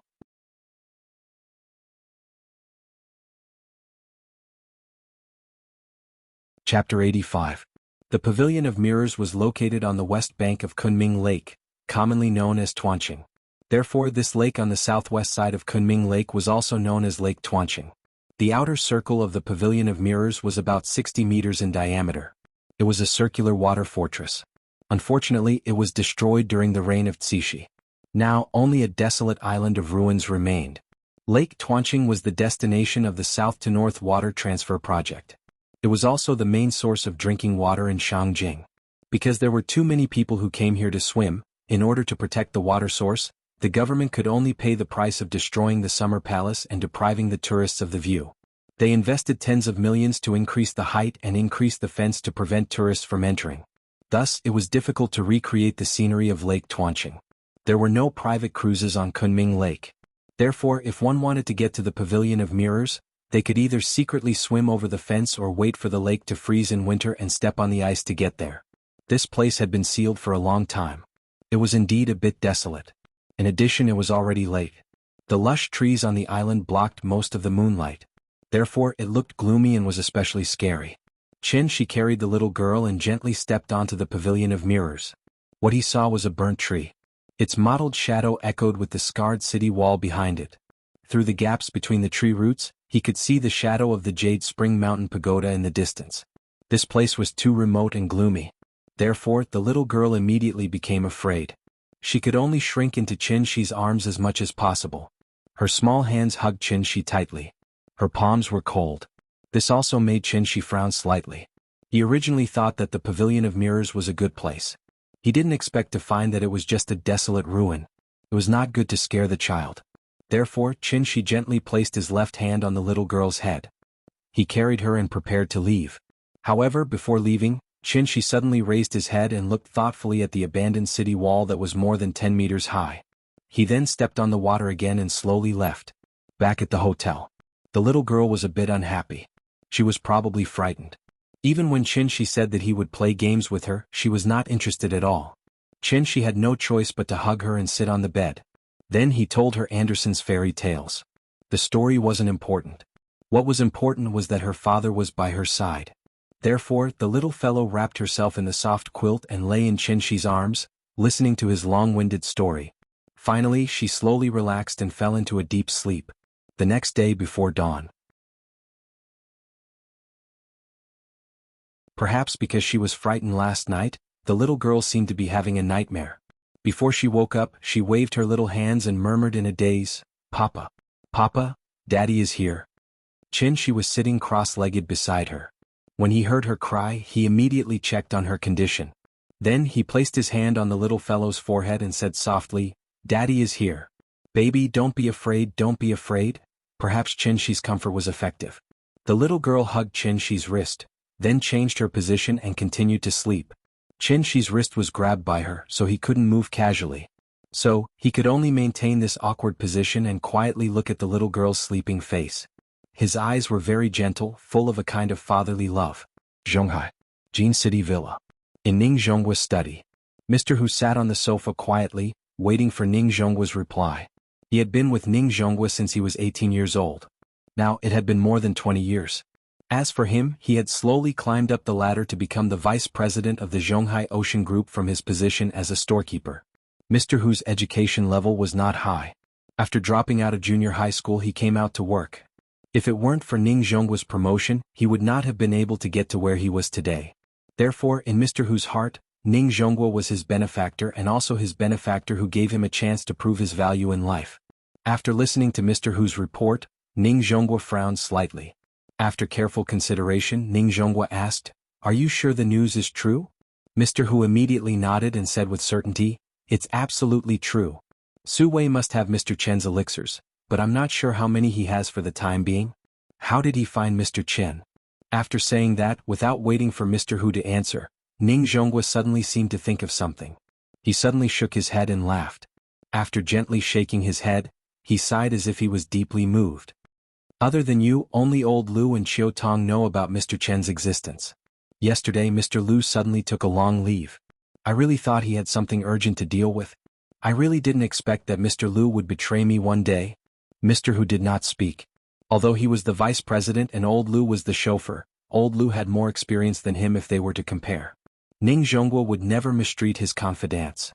Mr. Hu wanted to climb up the ranks, so Ning Zhonghua let him sit in the vice president position. His position in the Ocean Group was second only to Ning Chiotong. Mr. Lu was not so career-oriented. Ning Zhonghua wanted to transfer him many times, but Mr. Lu refused with a smile. Therefore, Ning Zhonghua could only give him a big red packet every year, which was as thick as Mr. Hu's annual salary.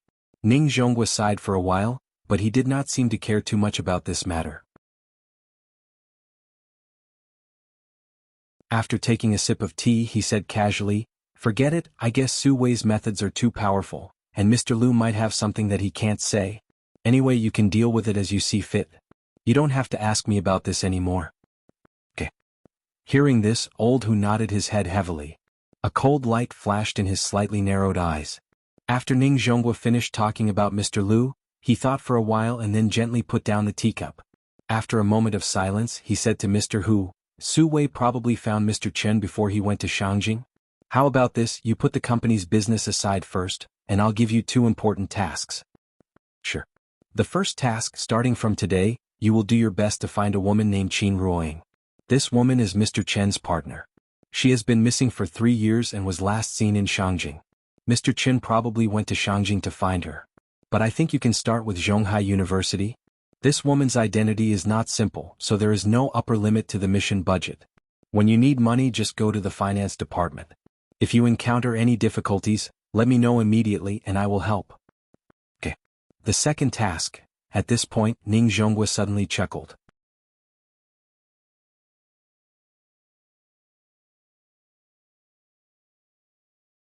Chapter 86. Shangjing Mintai Affairs Investigation Center. Just from the name alone, this place seemed to be very powerful. But in fact, this was a so-called private detective company. The illegal kind. In 1993, the Ministry of Public Security issued a notice prohibiting any unit or individual from opening various forms of civil affairs investigation, security affairs investigation, and other private detective agencies. The prohibited services included handling civil and economic disputes, debt recovery, security and technical consulting, investigations involving personal privacy, and so on. In 2002, the State Administration for Industry and Commerce Trademark Office adjusted the scope of trademark registration. The original 42 categories of goods and services were expanded to 45 categories.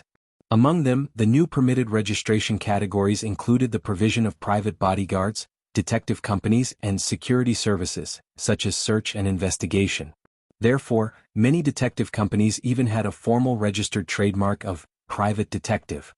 However, a strange thing happened.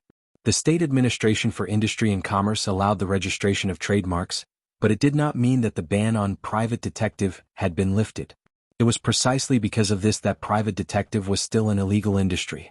The reason why the Ministry of Public Security prohibited it was mainly because private detective investigations were likely to touch on other people's privacy. Moreover, the evidence and materials provided by private detectives were not credible, and there was even the possibility of falsification. The state prohibited it, but the consumer market had a huge demand. Therefore, in recent years there were more and more private detective companies with names such as consulting companies, public affairs investigation centers, and public affairs investigation centers. These companies that called themselves public affairs investigation agencies had a wide range of services, including search, emotional loyalty investigation, child behavior monitoring, recovery of large debts, whereabouts investigation, credit investigation, intellectual property investigation, as well as anti-counterfeiting and protection of rights, economic intelligence investigation, and so on. If private detectives wanted to complete their business, they could only use methods such as tracking, stalking, and candid photography to obtain the corresponding evidence. However, this kind of evidence collection method would inevitably seriously infringe on the privacy of the investigated person, and may even endanger the normal production and living order of other people, causing innocent victims. Therefore, it was prohibited by law. Article 42 of the Public Security Administration Punishment Law clearly stated that peeping, candid photography, eavesdropping, and spreading other people's privacy would be detained for not more than 5 days or fined not more than 500 yuan. If the circumstances were serious, the detention would be more than 5 days but less than 10 days, and a fine of not more than 500 yuan could be imposed. It was precisely because of the fear of public security agencies that many detective companies were secretive about their business. The company's address and contact information were often changed, and it was difficult to find. Naturally, it was very mysterious. As one of the leading private detectives in Shangjing, Feng Mintai was not as low-key as the average person. He had his professional dignity and was determined to be the spokesperson for the private detective industry. Therefore, after he became famous, Feng Mintai moved his company to a 5A grade office building and swore that he would never be like a rat in the gutter, hiding all day long. Of course, his company's main business was consulting, not private investigation. On this day, Feng Mintai welcomed a group of strange customers. A man who looked to be less than 30 years old was holding a 4 or 5-year-old little girl in his arms. The little girl was holding a black kitten in her arms.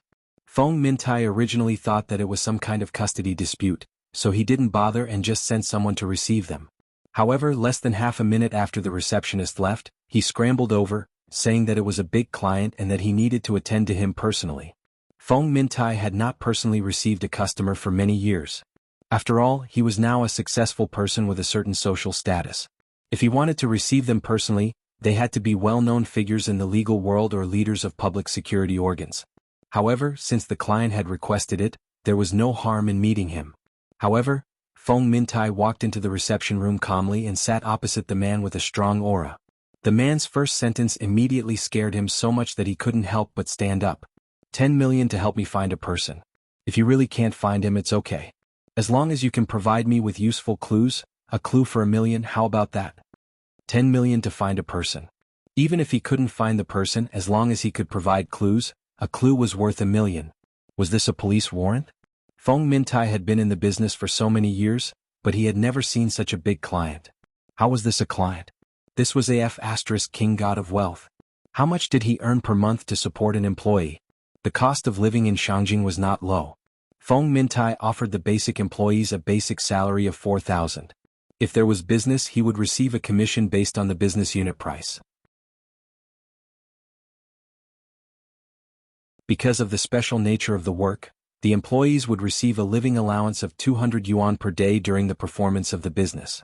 Even so, taking everything into account, how much was an employee's monthly salary? 50 million. Feng Mintai could immediately pull out a reinforced company of people to serve the god of wealth in front of him. Moreover, their industry was different from other industries. The industry had frequent exchanges, and there was no competition among the same industry. Similar to the business of finding people, when he received a commission, his colleagues from all over the country would take the initiative to disclose relevant clues to him. Then he would distribute the information to his colleagues. Wasn't it difficult to find a person who owed money and ran away, hiding in a small county town? But didn't they also catch one accurately? Finding people was too easy. Therefore, even with Feng Mintai's current self-cultivation, he was so excited that he almost jumped up. Their industry usually required a deposit of 20%.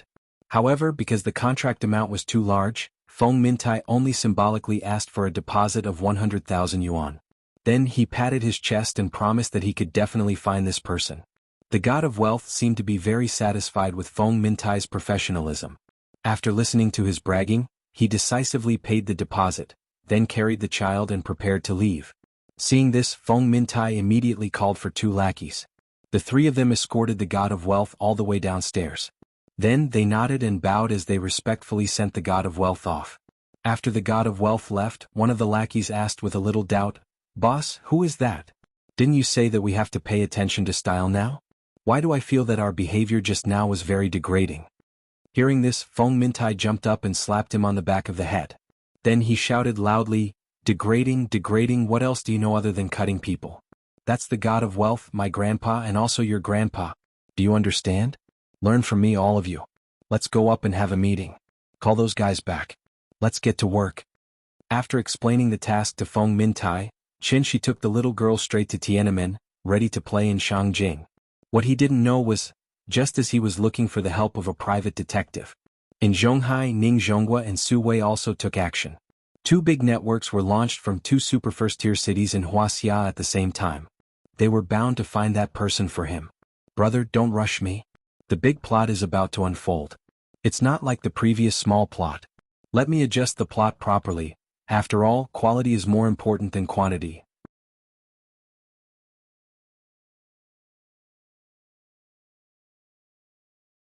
Chapter 87.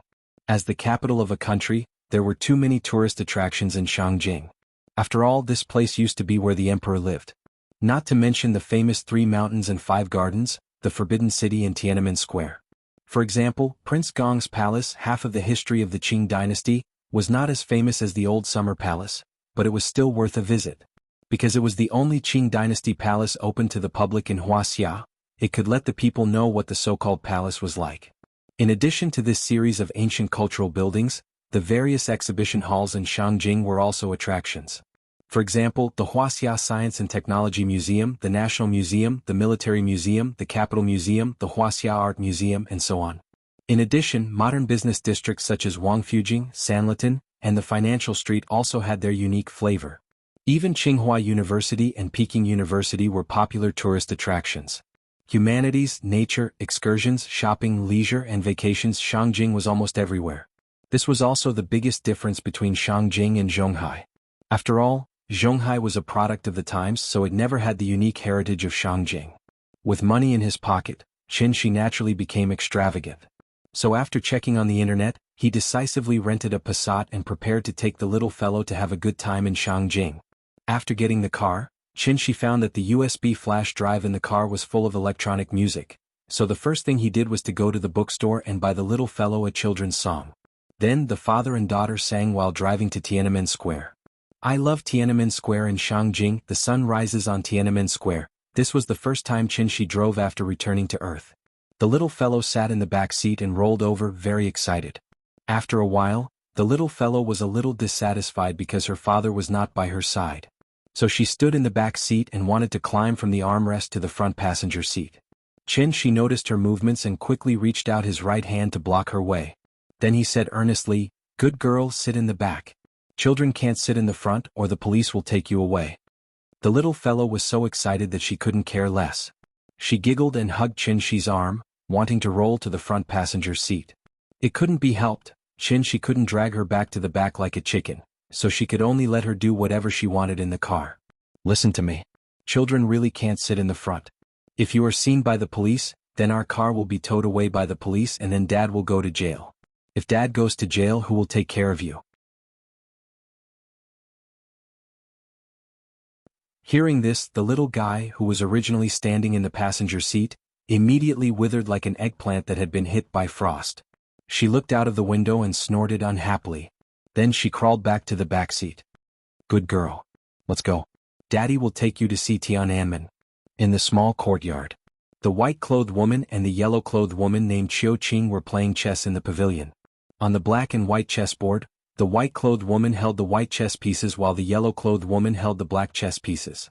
The game was in a stalemate. Under the constant pressure of the white chess pieces, the black chess pieces gradually lost their composure. The territory that they worked so hard to occupy was slowly nibbled away by the white chess pieces. Seeing that she was at a disadvantage, the yellow-clothed woman was still smiling. It was as if she didn't put all her attention on the chessboard. It was the white-clothed woman's turn to make her move. She gently picked up a chess piece with her index and middle finger. Just as she was about to make her move, she suddenly heard the yellow-clothed woman's ingying laugh. Sister, he is still looking for you. According to the current progress, I think he will get news about you soon. Hearing this, the white-clothed woman suddenly felt as if she was struck by lightning. In her excitement, she couldn't help but loosen her fingers and the white chess piece in her hand fell on the chessboard. Although she quickly recovered, her forced calm appearance couldn't escape the yellow-clothed woman's eyes. Life was like a game of chess. There was no regret when one made a move. Since she had made her choice, she had to stick to it. The yellow-clothed woman smiled. You and I are sisters. We have been the closest since we were young. If you have something on your mind, I can guess it even if you don't say it. Why hide it from me? As she spoke, the yellow-clothed woman picked up a black chess piece. Then, the black chess piece was placed at the position where the white-clothed woman wanted to place her chess piece. It was because of the placement of this black chess piece that the situation instantly turned around. The black chess piece that was originally in a desperate situation was instantly revived by her. The black chess piece was about to fly away, and the white chess piece was already in a desperate situation. The white-clothed woman stared at the chessboard in a daze. After sighing softly, she shook her head. Then she took out 2 white chess pieces and placed them at the bottom right corner of the chessboard. She admitted defeat. Seeing that the white-clothed woman admitted defeat, the yellow-clothed woman smiled and was about to say something. However, at this moment, the white-clothed woman spoke first. Hua Qing, you really don't have to compete with me. Because I didn't arrange it and it's not what I wanted. I know you have resentment, but please don't blame me for it, okay? The white-clothed woman said very pleadingly. The yellow-clothed woman was stunned for a moment, and her expression changed slightly. She thought for a moment, then forced a smile and said, Sister, what are you talking about? Why don't I understand? Hearing this, the white-clothed woman could only sigh deeply. Then she looked at the yellow-clothed woman and said seriously, Hua Qing, if you really treat me as your sister, then don't compete with me anymore, okay? After all, you're the person closest to me. Why do you always have to compete with me? That's not what I want. It's really not what I want. As she spoke, the woman in white turned her head to look outside the pavilion and muttered to herself towards the sky. The yellow-clothed woman was silent for a long time. A gust of wind blew in the small courtyard, carrying the fallen leaves at the end of September and making a rustling sound on the ground. Suddenly, the yellow-clothed woman chanted softly, 100 gods descend, the heavenly gate opens. After hearing the yellow-clothed woman's chant, the white-clothed woman was stunned. Then she could no longer suppress the emotions in her heart. 2 streams of hot tears rolled down her cheeks. Yes, once the heavenly gate opens, the mortal world ends. As she cried, she took off the necklace on her neck. After looking at it affectionately, the white-clothed woman handed the necklace to the yellow-clothed woman and pleaded, Hua Qing, can you do me a favor? The yellow-clothed woman looked at her with a complicated expression, then shook her head. No, I can't help you. With that, she flicked her sleeves, stood up, and walked out of the pavilion. The white-clothed woman stared blankly as she flicked her sleeves and left. Her face was full of despair. Crick. After a soft sound, the door opened. The yellow-clothed woman did not leave immediately.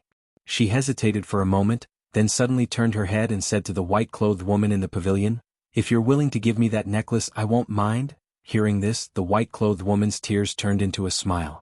That smile was like a flower after the rain. It was so sweet that it could make everything in the world pale in comparison. If Chen Shi was here, he would realize that this necklace was exactly the same as the one he gave to Ying. Tiffany, and series. It was an entry-level design with the meaning of not forgetting one's original intentions.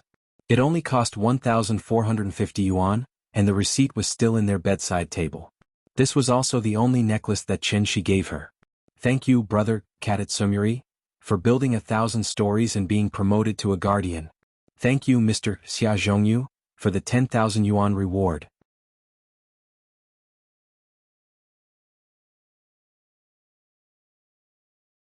Chapter 88. Ming Shu Si Tianji recorded, in the 5th month of the 3rd year of Longqing, the sky split in the northwest of Jianghu. Song Dynasty Taiping Imperial Records 874 recorded, Tian's sky split into 2 thunder-like sounds. It was when the king of Changsha was ordered by the emperor to reject Wang Ying, and the king of Hejian ordered the chaos. In the 8th month of the 2nd year of Tian, the sky split into 2 without clouds and thunder. Southern History Liang Benji recorded, in the 1st month of the 2nd year of Liang Taiqing, the sky split in the northwest. It was 10 feet long and 20 feet wide. The light was like lightning and the sound was like thunder.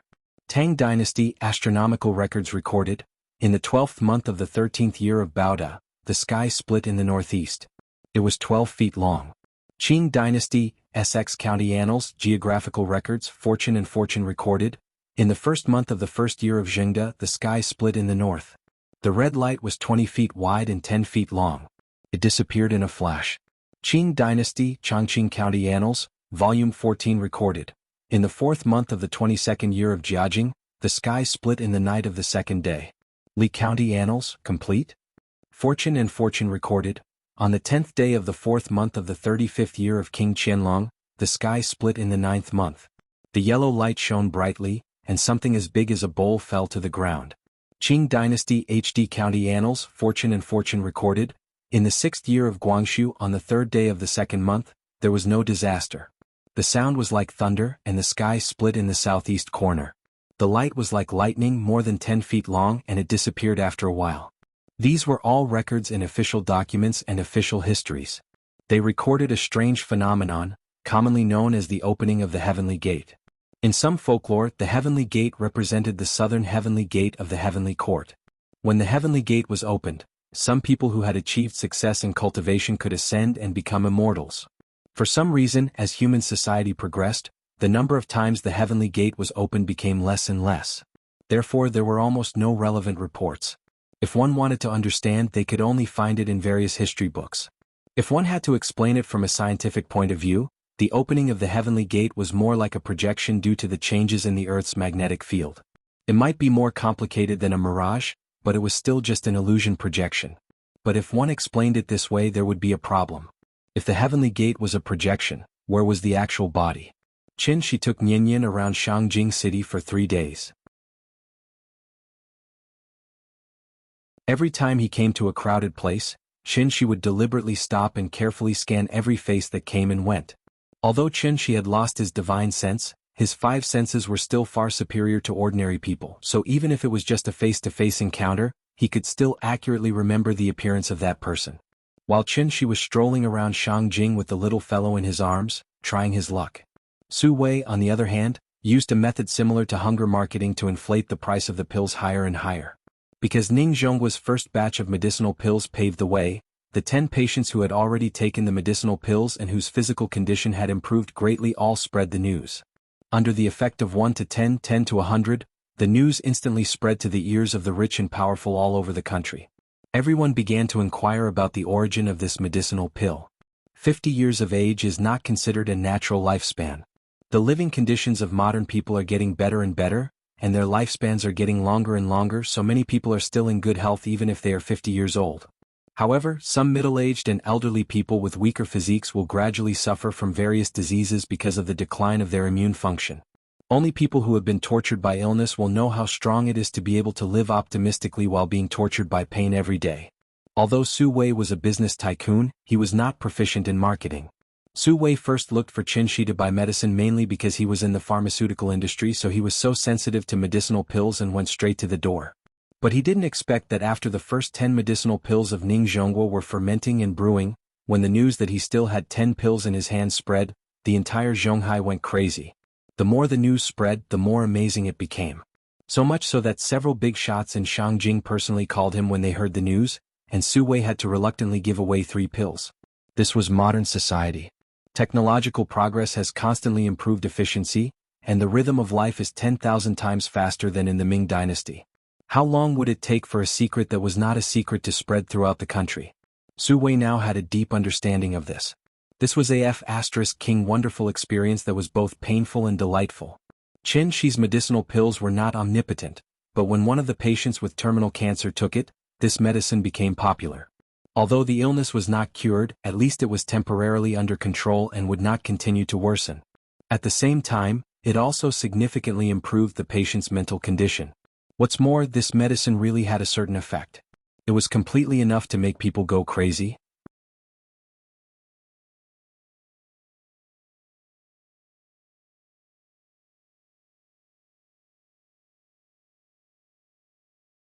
Chapter 89. A man's wealth is his own ruin. Qin Shi made a mistake. He didn't realize how important the pills he gave out would be in the eyes of ordinary people. The 2 men who broke into the Su family's house were actually Nanyang people. The one who caught Su Wei was called Basun, and the other was called Ruan Chuntang. Nanyang's environment was different from Wuxia's. Because of the existence of the Golden Triangle, its complicated geography, diverse ethnic groups, and various intertwined interests, it was almost a hotbed of evil. It wasn't that they couldn't destroy it, but every time they wanted to, someone would obstruct them. Su Wei was a famous business tycoon in Zhonghai, so he more or less knew some secrets. For example, the international Wu Lian. The international Wu Lian's existence not only suppressed the martial arts world of Wuxia, but also played a protective role. So when these 2 Nanyang people swaggered into his house, Su Wei's eyes almost popped out of their sockets. National Day was just a few days away, and the 90th anniversary military parade was about to begin. It was also the time for Wuxia to officially display its national strength. At such a critical moment, people from the Nanyang martial arts world actually broke into his house. It had to be said that they were really skilled and daring. His life was in the hands of others. Su Wei wasn't stupid. If he still had the pills, he would have handed them over immediately. But unfortunately, he didn't have any left. Therefore, after careful consideration, Su Wei decided to divert the trouble. But the person he diverted, not Qin Shi but Ning Zhongguo. It was now 2 in the morning. As soon as the sun rose, someone would naturally notice something strange in his house and call the police. Once the police and the Wu Lian noticed, these 2 Nanyang people would definitely not be able to escape. Even a cornered beast would put up a fight, let alone 2 people. Just in case, Su Wei decided to bring these 2 people to Ning Zhongguo's house first. This way, when they took hostages and prepared to escape, they wouldn't kidnap his family. It had to be said that Su Wei's calculations were very good. When the 2 Nanyang people heard that he was willing to tell them the source of the pills, they immediately took Su Wei and drove to Jin City. Before they left, they tied Su Wei's bodyguards and nannies together with ropes. Perhaps they didn't want to make a big deal out of it, so they didn't kill anyone. This also made Su Wei feel a lot more relieved. 3 o'clock in the morning. Jin City Villa. Ning Zhongguo was violently thrown off the bed and woke up. When he woke up, apart from seeing the 2 Nanyang people, he also saw Su Wei, who looked somewhat dispirited. When Basun ferociously asked about the whereabouts of the pills, Ning Zhongguo immediately guessed the cause and effect. However, he was much smarter than Su Wei. Therefore, Ning Zhongguo did not hesitate and immediately shouted, "I bought the pills, I can take you to the cellar." Su Wei clearly didn't want to expose Qin Shi and was afraid of offending Qin Shi, so he simply pushed him out to be the sucker. But Ning Zhongguo was not stupid. In just a few blinks of an eye, Ning Zhongguo understood that Su Wei must have used up all the pills. Otherwise, with his status, he wouldn't do such a stupid thing like risking his life for money. Since they didn't have any more pills, then in this world there was only one person who had them. To be honest, if it wasn't for the urgent situation, Ning Zhongguo would definitely not betray Qin Shi. Unfortunately, there was no other way. He was a fish on the chopping board. His own life was the most important thing. Unfortunately, Qin Shi was now in Shangjing, so Ning Zhongguo could only silently pray that Qin Shi still had some pills in his house. The two Nanyang people were obviously confused by these two old foxes. Thus, they immediately began to communicate with each other. During this time, Bassoon's eyes were filled with ferocity, but he was stopped by Ruan Chuntang in time. They seemed to know that this trip couldn't be delayed for too long. Therefore Bassoon calmed down very quickly. After kicking Su Wei and Ning Zhonghua in anger, he grabbed the two old foxes and walked out of the bedroom. When Ning Zhonghua passed by the living room, he saw Ning Qiutong, who was tied to a chair and groaning. Thus, he quietly gave her a look, telling her not to be afraid. Then Ning Zhonghua drove the two Nanyang people and Su Wei to Kangju District. 4 a.m. in the morning. Kangju District, Block 5, Unit 1, Room 302. A group of people stood outside the iron gate. The dim corridor light allowed Bassoon to see the note on the iron gate. Gone on a long trip. There was a series of numbers at the end. He might have recognized these few simple Chinese characters, so he immediately tore off the piece of paper in a fit of anger. Are you guys messing with me? Because of the language barrier, he had nowhere to vent his anger. So when he awkwardly spat out a few inarticulate words, he immediately grabbed Ning Zhonghua by the neck and lifted him up with his right hand. Ruan Chuntang was obviously more reserved than Bassoon. When he saw that Bassoon was about to kill someone, he immediately grabbed Bassoon's arm and shook his head at him. Then Ruan Chuntang stood in front of the iron gate and gently covered the keyhole with his palm. Click, a light sound was heard. The door was opened by him just like that. Ruan Chuntang broke in. When Bassoon saw this, he snorted loudly and put Ning Zhonghua down. Then he pushed Ning Zhonghua and Su Wei into the house. After Ning Zhonghua and Su Wei entered the house, they stood aside obediently. Meanwhile, the two Nanyang people started to rummage through the cabinets. At the same time that Bassoon tore the note. Shangjing Pear Garden.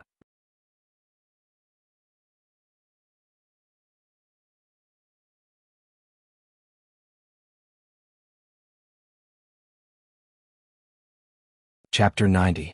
Ning Zhonghua and Su Wei stood in the living room as they helplessly watched Bassoon and Ruan Chuntang rummaging through Chen Shi's house. This was the first time they stepped into Chen Shi's house, but they didn't expect to enter in this way. The two of them looked at each other at the same time. Su Wei's eyes were a little helpless. Ning Zhonghua's eyes were filled with anger.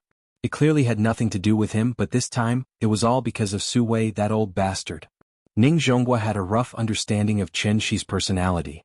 He usually looked like an easygoing person, but this kind of person usually had a fixed bottom line. As long as the bottom line wasn't touched, then everything could be discussed. But once someone touched the bottom line, this kind of person would be even more terrifying than a madman. Especially when this madman had some unimaginable abilities. Chen Shi's house wasn't big and didn't have any valuable furnishings. Some of the furniture in the house were even antiques that had been used for several years. Auntie Zhang's room had already been vacated, so the two Nanyang people focused on the master bedroom. Because it was 4 o'clock in the morning, they were afraid of waking up the neighbors, so they tried to control their movements to avoid making too much noise. The bed was turned over, no. The closet was turned over, no. The fridge was turned over, no. Thieves weren't as picky as the owner. They opened the drawers and threw things out crazily. Their destructive power was definitely far greater than a husky's. Ning Zhonghua looked at the messy room in front of him and frowned. At this point he could only pray that the two Nanyang people could find the pill. As for Chen Shi's reaction. To be honest, Ning Zhonghua didn't dare to think that way, but he didn't have to think about it. Because Chen Shi arrived. Chen Shi walked into the room without warning and appeared in front of Ning Zhonghua and Su Wei. The two tycoons of the business world were stunned, then they did the same thing at the same time. Which was, they rubbed their eyes with their hands. Perhaps because they were too confident in their abilities, Bassoon and Ruan Chuntang didn't tie them up. When Ning Zhonghua finished rubbing his eyes and saw Chen Shi standing in front of him, he was so excited that he couldn't even speak properly. Mr. Chen? You're back? Chen Shi looked at his love nest expressionlessly. This was his and Ying Ying's love nest. But now his love nest was destroyed like this. It was a very complicated feeling. It was as if the last piece of pure land that one cherished the most in one's heart had been used as a public toilet, and one could casually defecate and urinate on it. Ning Zhonghua carefully looked at Chen Shi's face. Even when Chiu Tong told him to get lost, he didn't have this expression's face. All of a sudden, Ning Zhonghua felt that his entire body was covered with a cold sensation.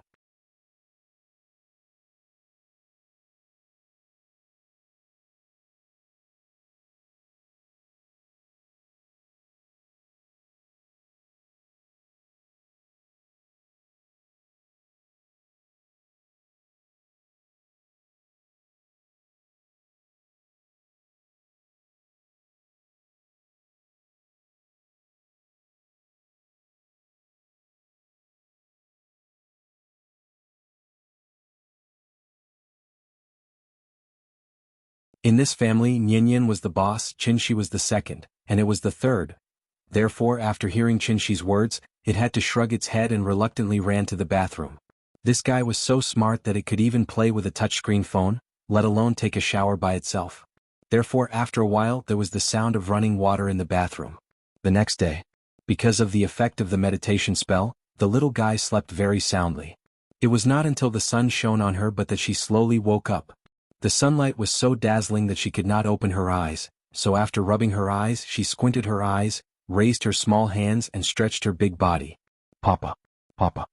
Calling Papa was always the first thing the little guy did when she woke up. Qinshi came over with an iron spoon. After pinching her little face, he said with a smile, "Papa is cooking porridge for you. Wait a moment, it will be right away." After that, Qinshi ran into the kitchen again like a gust of wind. The porridge was inseparable from the fire. Only by adding water and rice could the porridge be achieved in one go. Qinshi's cooking skills were now comparable to that of a hotel chef, so he also paid a lot of attention when cooking. He kept stirring with a spoon until the porridge in the casserole became a little crispy. Then he nodded with satisfaction. Then he turned off the fire, put down the iron spoon, ran back to the bedroom and walked to the bathroom with the little guy in his arms. "How was it? Did you sleep well last night?" "Yes, I slept so much." The little guy rubbed her eyes again, yawned, and then stood on the ground obediently, waiting for Qinshi to wash her face. Qinshi took the towel and was about to wipe her face. The little guy suddenly came to her senses. She was stunned for a moment and then she ran out of the bathroom. Running to the living room, the little guy stared blankly at everything familiar in front of her. After Qinshi covered her face with a hot towel, she pouted and asked, "Papa, why are we at home?" "Oh, something happened at home yesterday, so Papa brought you back." "Are we still going to play at the Great Wall?" After washing her face, the little guy's face was red and very cute. So, Qinshi kissed her on the face and then asked with a smile, "Do you still want to see the Great Wall? If you want to go, Papa will take you." The little guy pouted and thought for a while. Suddenly she giggled. "I'm not going, I want to watch cartoons." After that, she shrank her body, got out of Qinshi's arms, and then trotted to turn on the TV. She had been wandering around in Shangjing for a few days, so she didn't watch many cartoons. Compared with cartoons, the Great Wall was obviously less attractive. Big cat, come on, let's watch cartoons." After turning on the TV, the little guy stood on the sofa and jumped, chirping non-stop. Seeing this, Qinshi smiled and didn't care about her.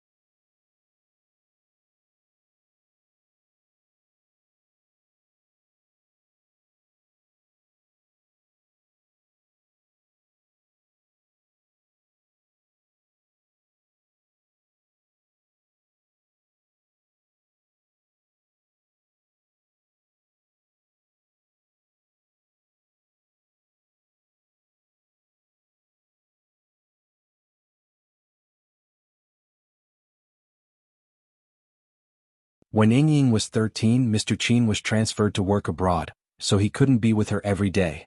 Think about it, a 13-year-old girl who lost her mother when she was young and her father wasn't by her side every day. How pitiful is that? At that time, I often asked her why she didn't live abroad with Mr. Qin. Speaking of which, that girl was also strange. She would rather be separated from her father than go abroad. She always said that it was better here, but she didn't want to leave. There were only 3 of us in this house. Mr. Qin didn't lack money and didn't rent out the more than 10 empty rooms. So when he was transferred, the house became much quieter. In the years after that, it was just the 2 of us living in the compound you're living in now. Mr. Qin would only come back during the holidays and every time he would come and go in a hurry. In a flash, 10 years have passed. I watched Ying go to primary school, middle school, and high school. I was even the one who attended the parent-teacher conference for her. When she graduated from high school, Mr. Qin was finally transferred back to China.